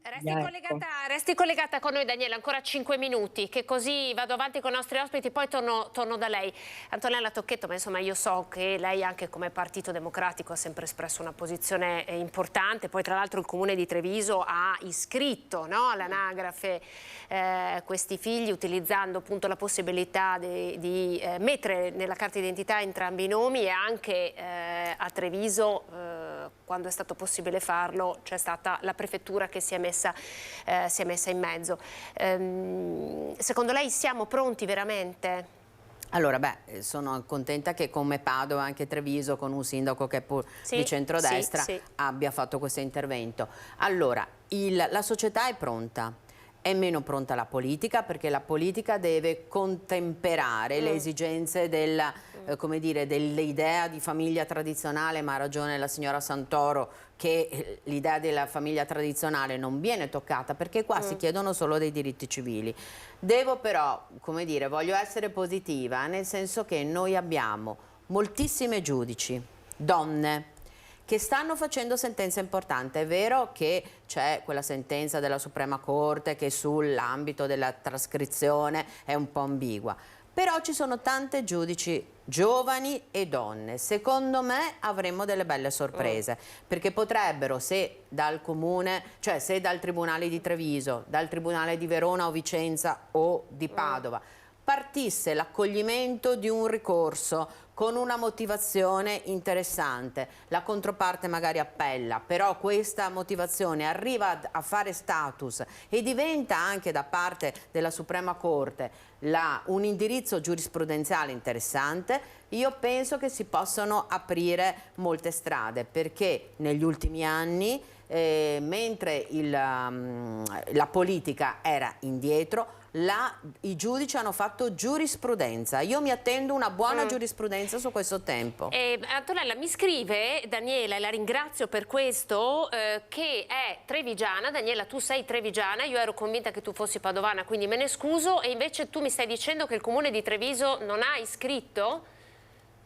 Ha fatto un'apertura.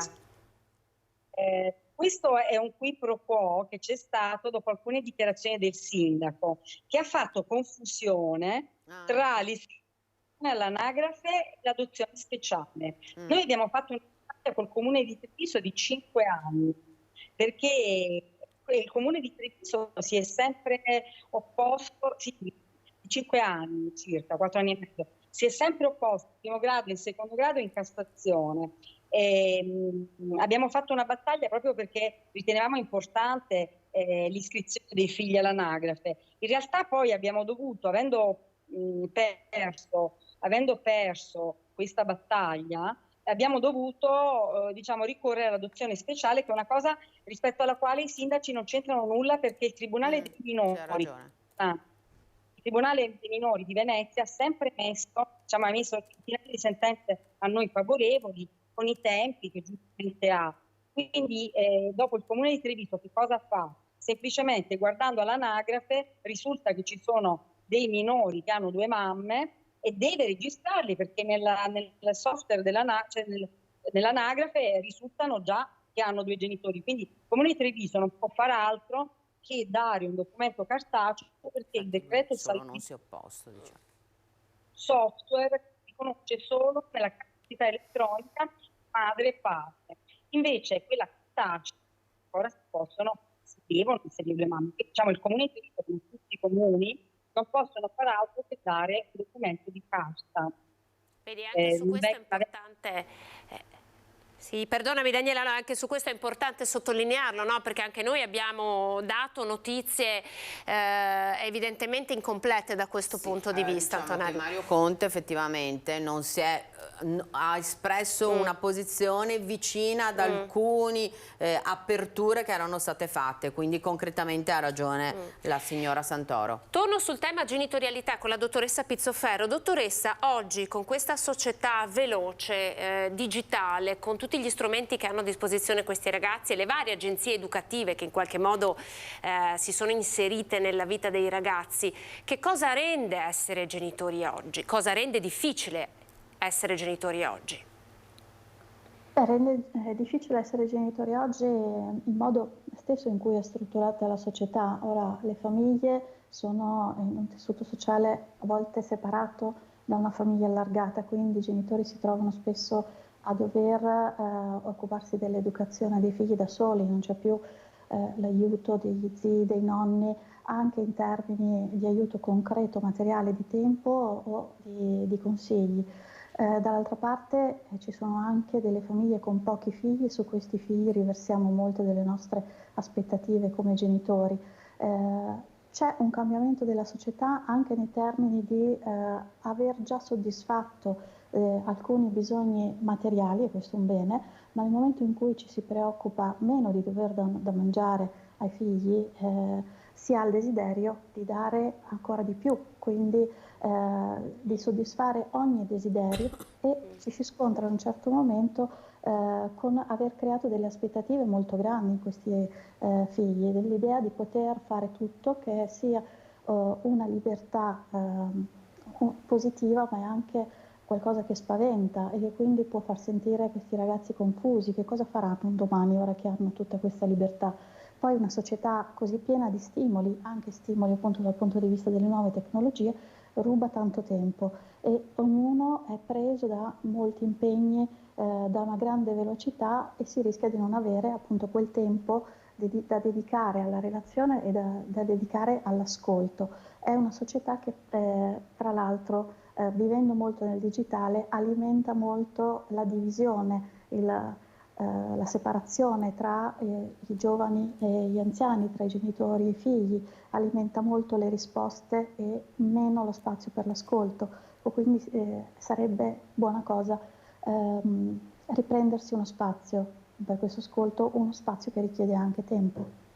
Esatto, volevo arrivare a questo, no? Che cosa si sente di consigliare alle famiglie che sono in ascolto a fronte, no? di questi grandi cambiamenti di una società con la quale abbiamo a che fare, dei piccoli consigli pratici per poter provare a riaprire, a ritrovare questo spazio di ascolto.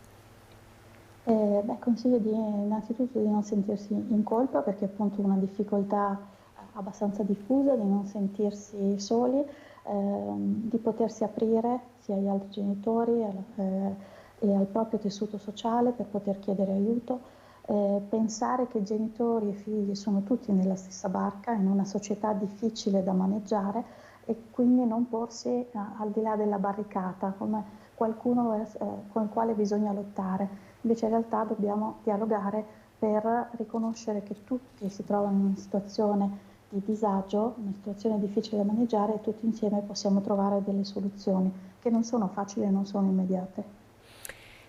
Antonello Tocchetto, la litigiosità lei la percepisce, immagino, no? Quando si trova a gestire determinati atti. Allora, la litigiosità è una cosa bruttissima perché si utilizzano i figli nei confronti dell'altro, quindi se anch'io devo fare un appello, fate sempre un passo indietro tra voi due, magari vi mandate a quel paese di nascosto, però è importante essere guida per entrambi i figli. E io vedo che quando si riesce a fare un passo indietro rispetto alle proprie sentimenti nei confronti dell'altro, anche nei confronti dei nuovi compagni, ma si riesce a collaborare in maniera armoniosa per i figli, aiutandoli a crescere, lasciando da parte, proprio perché siamo adulti, le proprie agitazioni nei confronti dell'altro, questo porta a dei ragazzi che sono più consapevoli, capiscono che i genitori non stanno più insieme, ma almeno non crescono in una forte litigiosità, che è anche uno dei sintomi di quelle cose che stanno succedendo, perché poi la litigiosità vissuta in famiglia viene poi perpetuata nella nuova coppia e spesso porta ai casi che stiamo vedendo in questi giorni qua, che sono terribili, spereremo sempre di non vederli, ma purtroppo accadono. Adesso tra l'altro ho sentito venendo qui dal telegiornale che un padre ha ucciso la figlia mettendola sotto con l'auto per questioni ereditarie, quindi insomma la litigiosità come adulti va tenuta dietro. Poi ha ragione la psicologa che l'aiuto di terzi, cioè gli psicologi, è molto importante, soprattutto in una società molto complessa come questa, dove purtroppo i telefonini, i social fanno da tramite e a volte sostituiscono la famiglia e anche il mancato rispetto che i figli spesso hanno nei confronti di entrambi i genitori. E la comunicazione avviene anche fin troppo, no? Attraverso i social. Si fa fatica forse ad alzare la cornetta quella volta in più. Daniela, le coordinate per la marcia di oggi pomeriggio a Padova. Allora, la marcia partirà oggi. Allora, noi ci vediamo alle 14:30. Diciamo che in testa ci saranno le famiglie arcobaleno, ci sarà una zona bianca dove noi diciamo che i bambini e tutti quelli che hanno bisogno di un po' di tutela saranno lontani dal rumore, dalla confusione, ecco.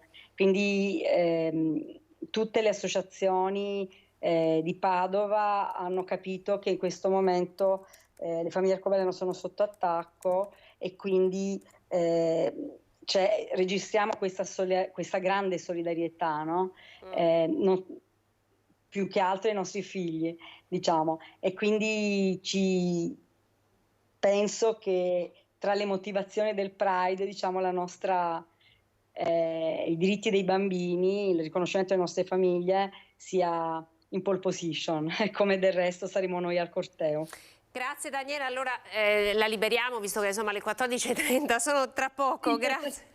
Grazie per essere stata con noi Daniela Santoro, Associazione Famiglia Arcobaleno, la dottoressa Fortunata Pizzoferro, nostra ospite sempre gradita per essere intervenuta in questo sabato. Grazie dottoressa. Arrivederci Antonella Tocchetto, grazie. Grazie anche a lei, buon weekend. Noi adesso andiamo in pubblicità e poi parleremo di AIDS. Non se ne parla più, cercheremo anche di capire perché, oppure se ne parla male. A tra poco.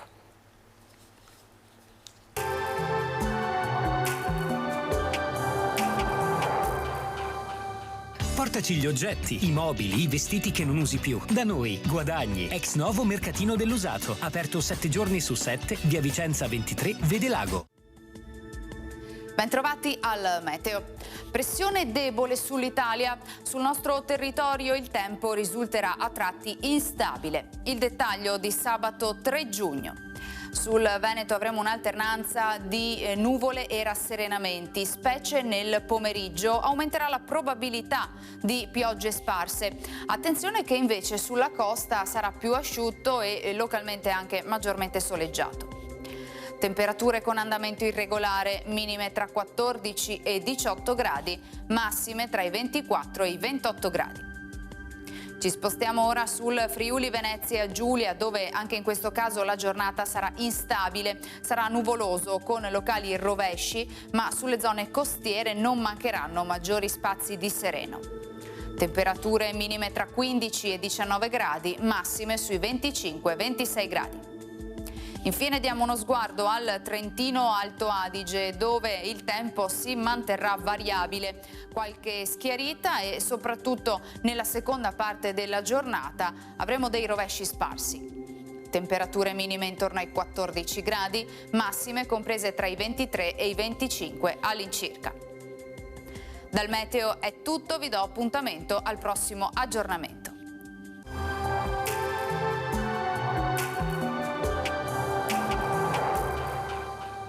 Portaci gli oggetti, i mobili, i vestiti che non usi più. Da noi, Guadagni, ex novo mercatino dell'usato. Aperto 7 giorni su 7, via Vicenza 23, Vedelago.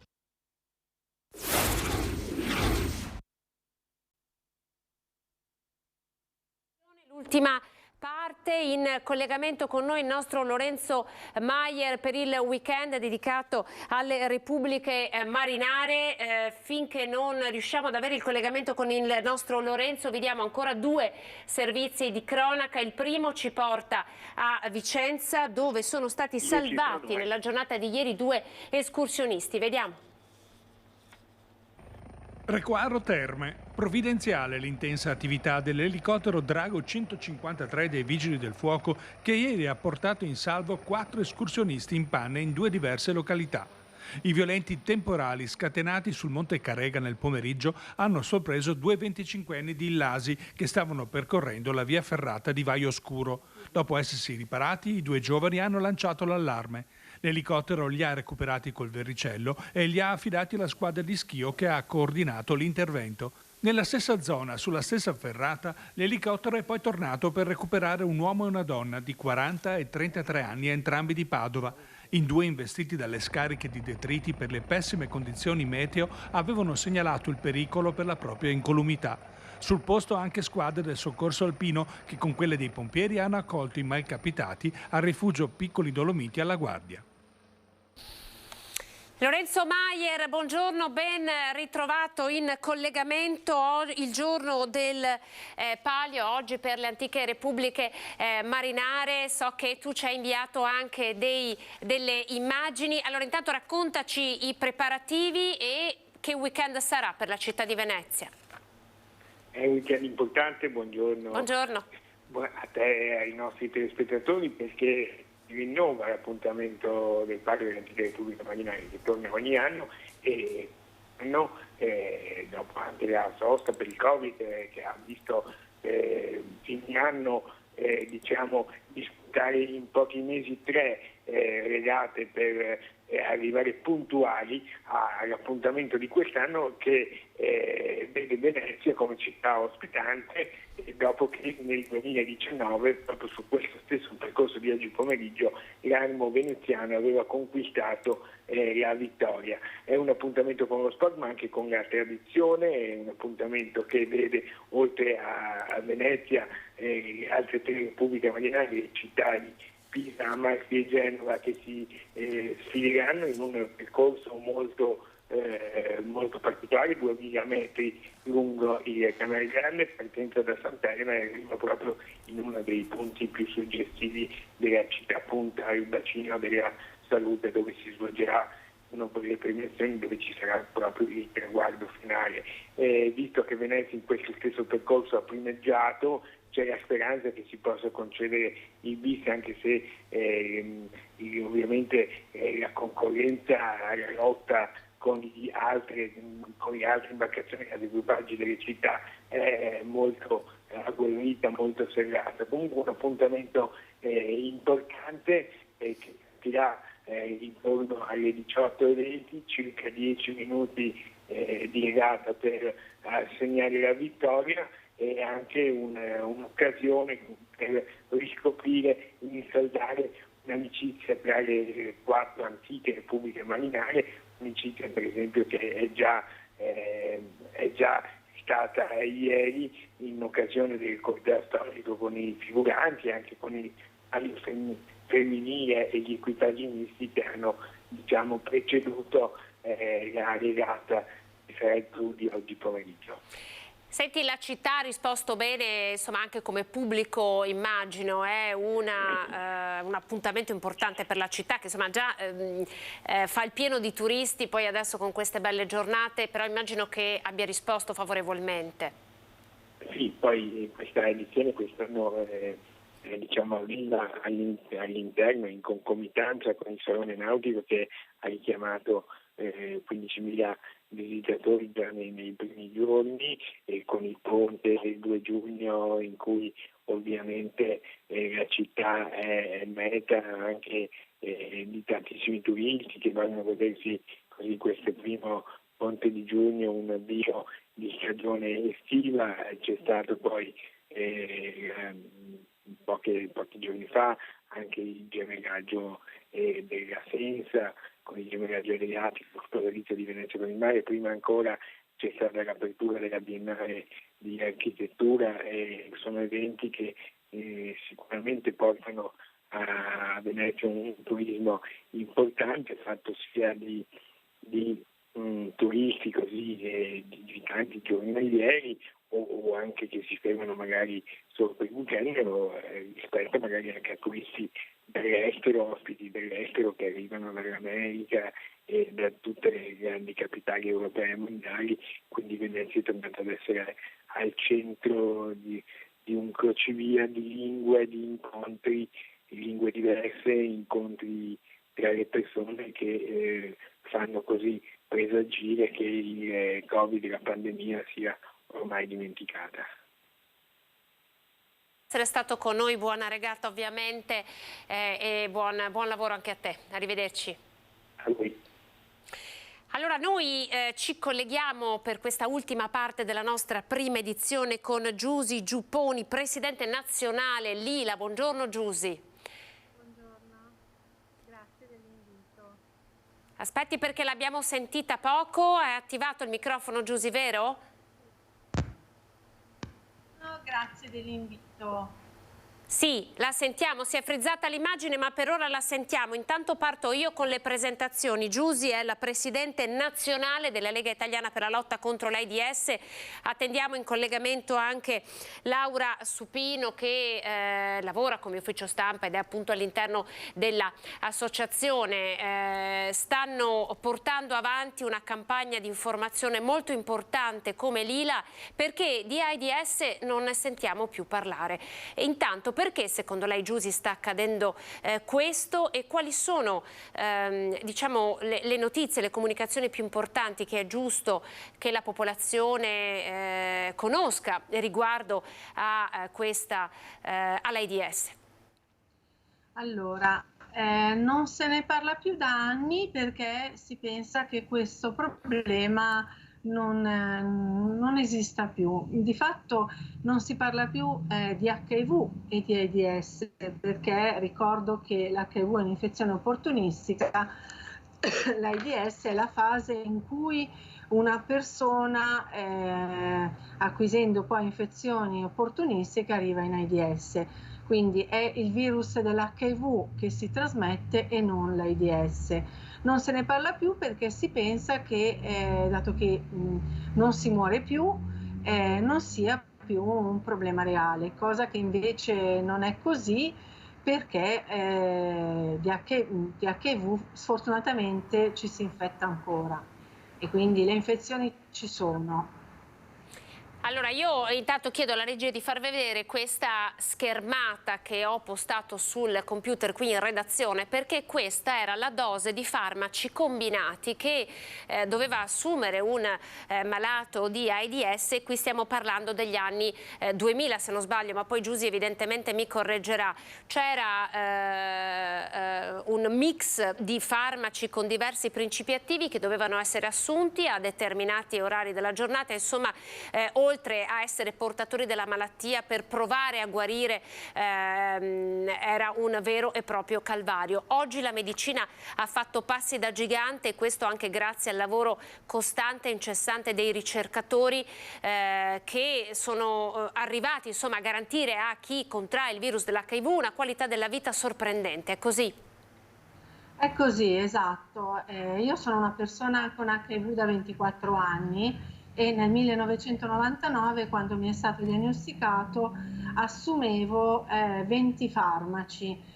20 farmaci durante la giornata, non ogni 4 ore, e non si dovevano assumere tutti allo stesso modo. C'erano quelli con i liquidi, c'erano quelli con i solidi, c'erano quelli a stomaco vuoto, quindi questo era assolutamente un calvario. Oltre all'assunzione di farmaci, si parlava dalle 10 alle 20 pastiglie al giorno, c'erano anche tutti gli effetti collaterali che una terapia dava, perché erano comunque farmaci potenti, importanti, e che avevano anche allora lo scopo di rendere il virus sempre più meno infettivo, mettiamola così.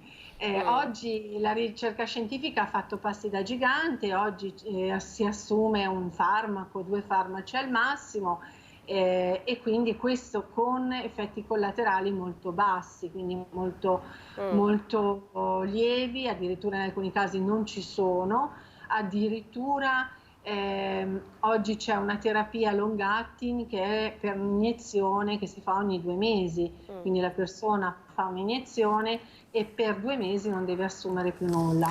Quindi a livello scientifico sono stati fatti veramente passi di gigante che hanno permesso, mi permetto di aggiungere, un risultato molto importante: il termine U uguale U. Esatto, facciamo vedere la slide, perché questo è, così le chiederò di commentarcelo. Eccolo qui, è una slide che voi diffondete, no? Quando portate in giro per il paese le vostre presentazioni. Che cosa vuol dire esattamente U è uguale U e perché cambia completamente il paradigma di fronte, insomma, nelle relazioni per chi contrae l'HIV e si ammala poi di AIDS?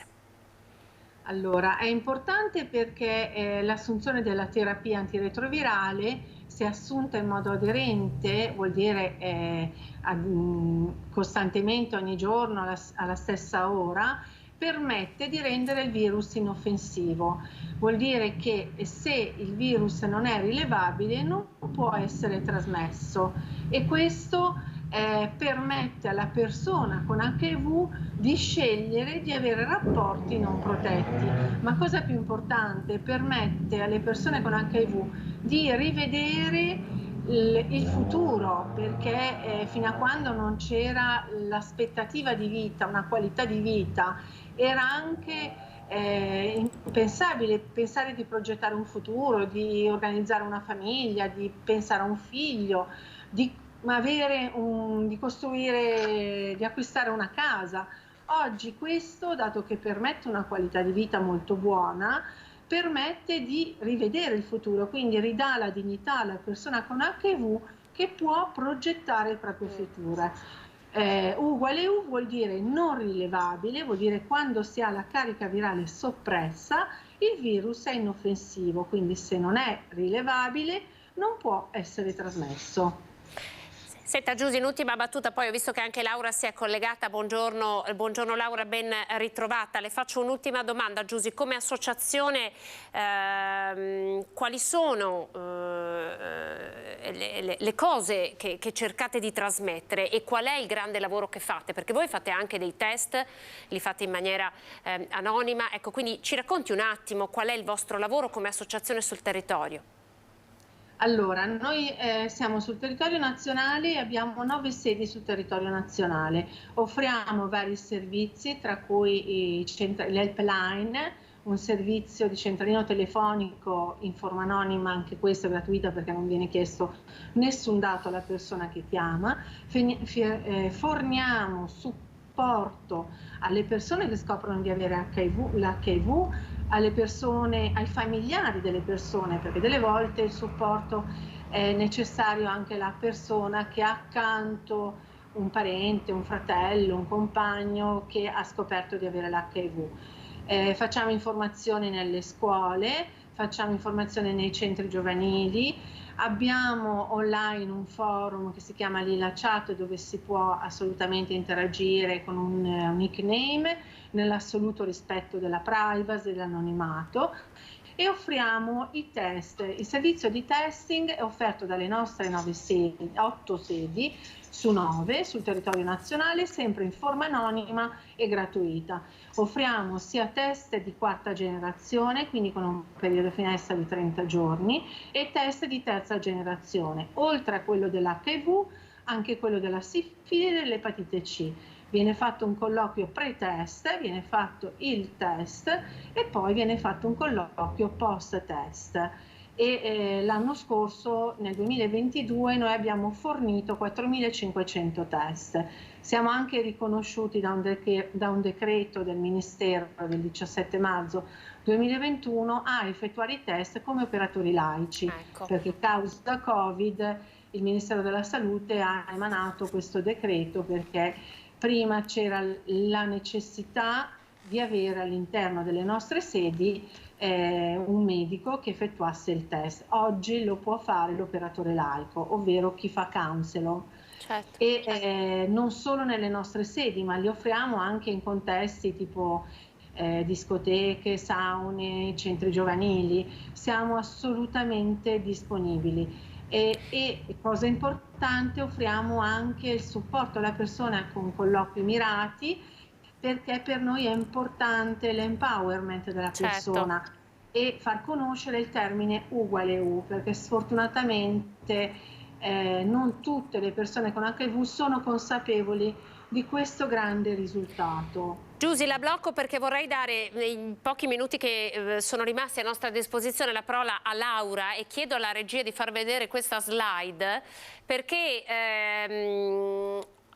si continua, e questo ce lo racconterà Laura, anche insomma, i media, la comunicazione continua a essere spesso sbagliata, non solo offensiva ma proprio non corretta nei confronti di chi è malato di AIDS o di chi ha contratto l'HIV. Ecco perché anche le parole a volte sono sbagliate, si utilizzano parole non corrette. Buongiorno a tutti innanzitutto. Ma le parole sbagliate formano il pensiero e possono distorcere fortemente la percezione del problema e quindi si può fare un danno alla salute pubblica. La slide che mostravi attiene a un caso sicuramente terribile, la vicenda di Valentino Talluto, una persona che consapevole di avere l'HIV non si è preoccupato di non contagiare tante ragazze e tante donne, una trentina addirittura.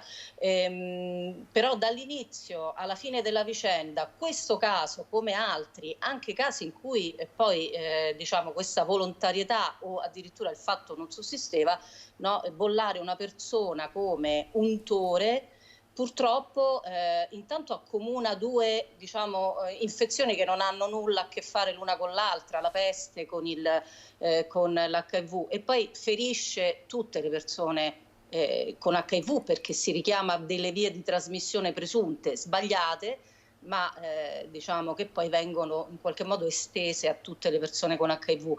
Quindi per carità è giusto condannare chi consapevolmente nuoce ad altre persone, ma attenzione alle parole perché distorcono poi la comunicazione verso tutta la popolazione generale. C'è un pregiudizio ancora secondo lei, Laura, nei confronti di chi contrae l'HIV? Ce n'è sempre stato, ce n'è tanto e ce n'è ancora, ma diciamo aveva poco senso prima per quanto riguarda tutte le relazioni quotidiane, ha ancora meno senso adesso con U=U di cui parlavate prima. L'HIV si trasmette in pochissimi modi, in modalità che si conoscono benissimo, molto circoscritte e molto definite. E quindi ecco, la cosa più importante è proteggere i rapporti sessuali con i condom o con le nuove opportunità di prevenzione che ora esistono e che sono pure molto importanti da conoscere. Esiste una profilassi, per esempio, pre-esposizione per chi rischia di esporsi, che può essere adesso richiesta presso i centri di infettivologia sul territorio. Quindi sì, pregiudizi ancora tanti perché derivano soprattutto dalla scarsa conoscenza. Certo. Laura, grazie, e grazie anche a Giusy per essere state con noi. È importante continuare a parlarne non soltanto nei momenti, insomma, nelle giornate nazionali, nei momenti, bisogna parlarne sempre, e a maggior ragione vi volevamo qui con noi. Grazie anche per il lavoro. Grazie per il lavoro capillare che fate sul territorio. Giusy Giupponi, Presidente Nazionale INA, e Laura Supino. Grazie, arrivederci. Arrivederci. Abbiamo terminato con questa prima edizione, io vi ringrazio per essere stati in nostra compagnia. L'informazione torna questa sera su Antena 3 a partire dal telegiornale del Veneto alle 18:30 e poi gli altri notiziari a seguire. Grazie per averci seguito, arrivederci.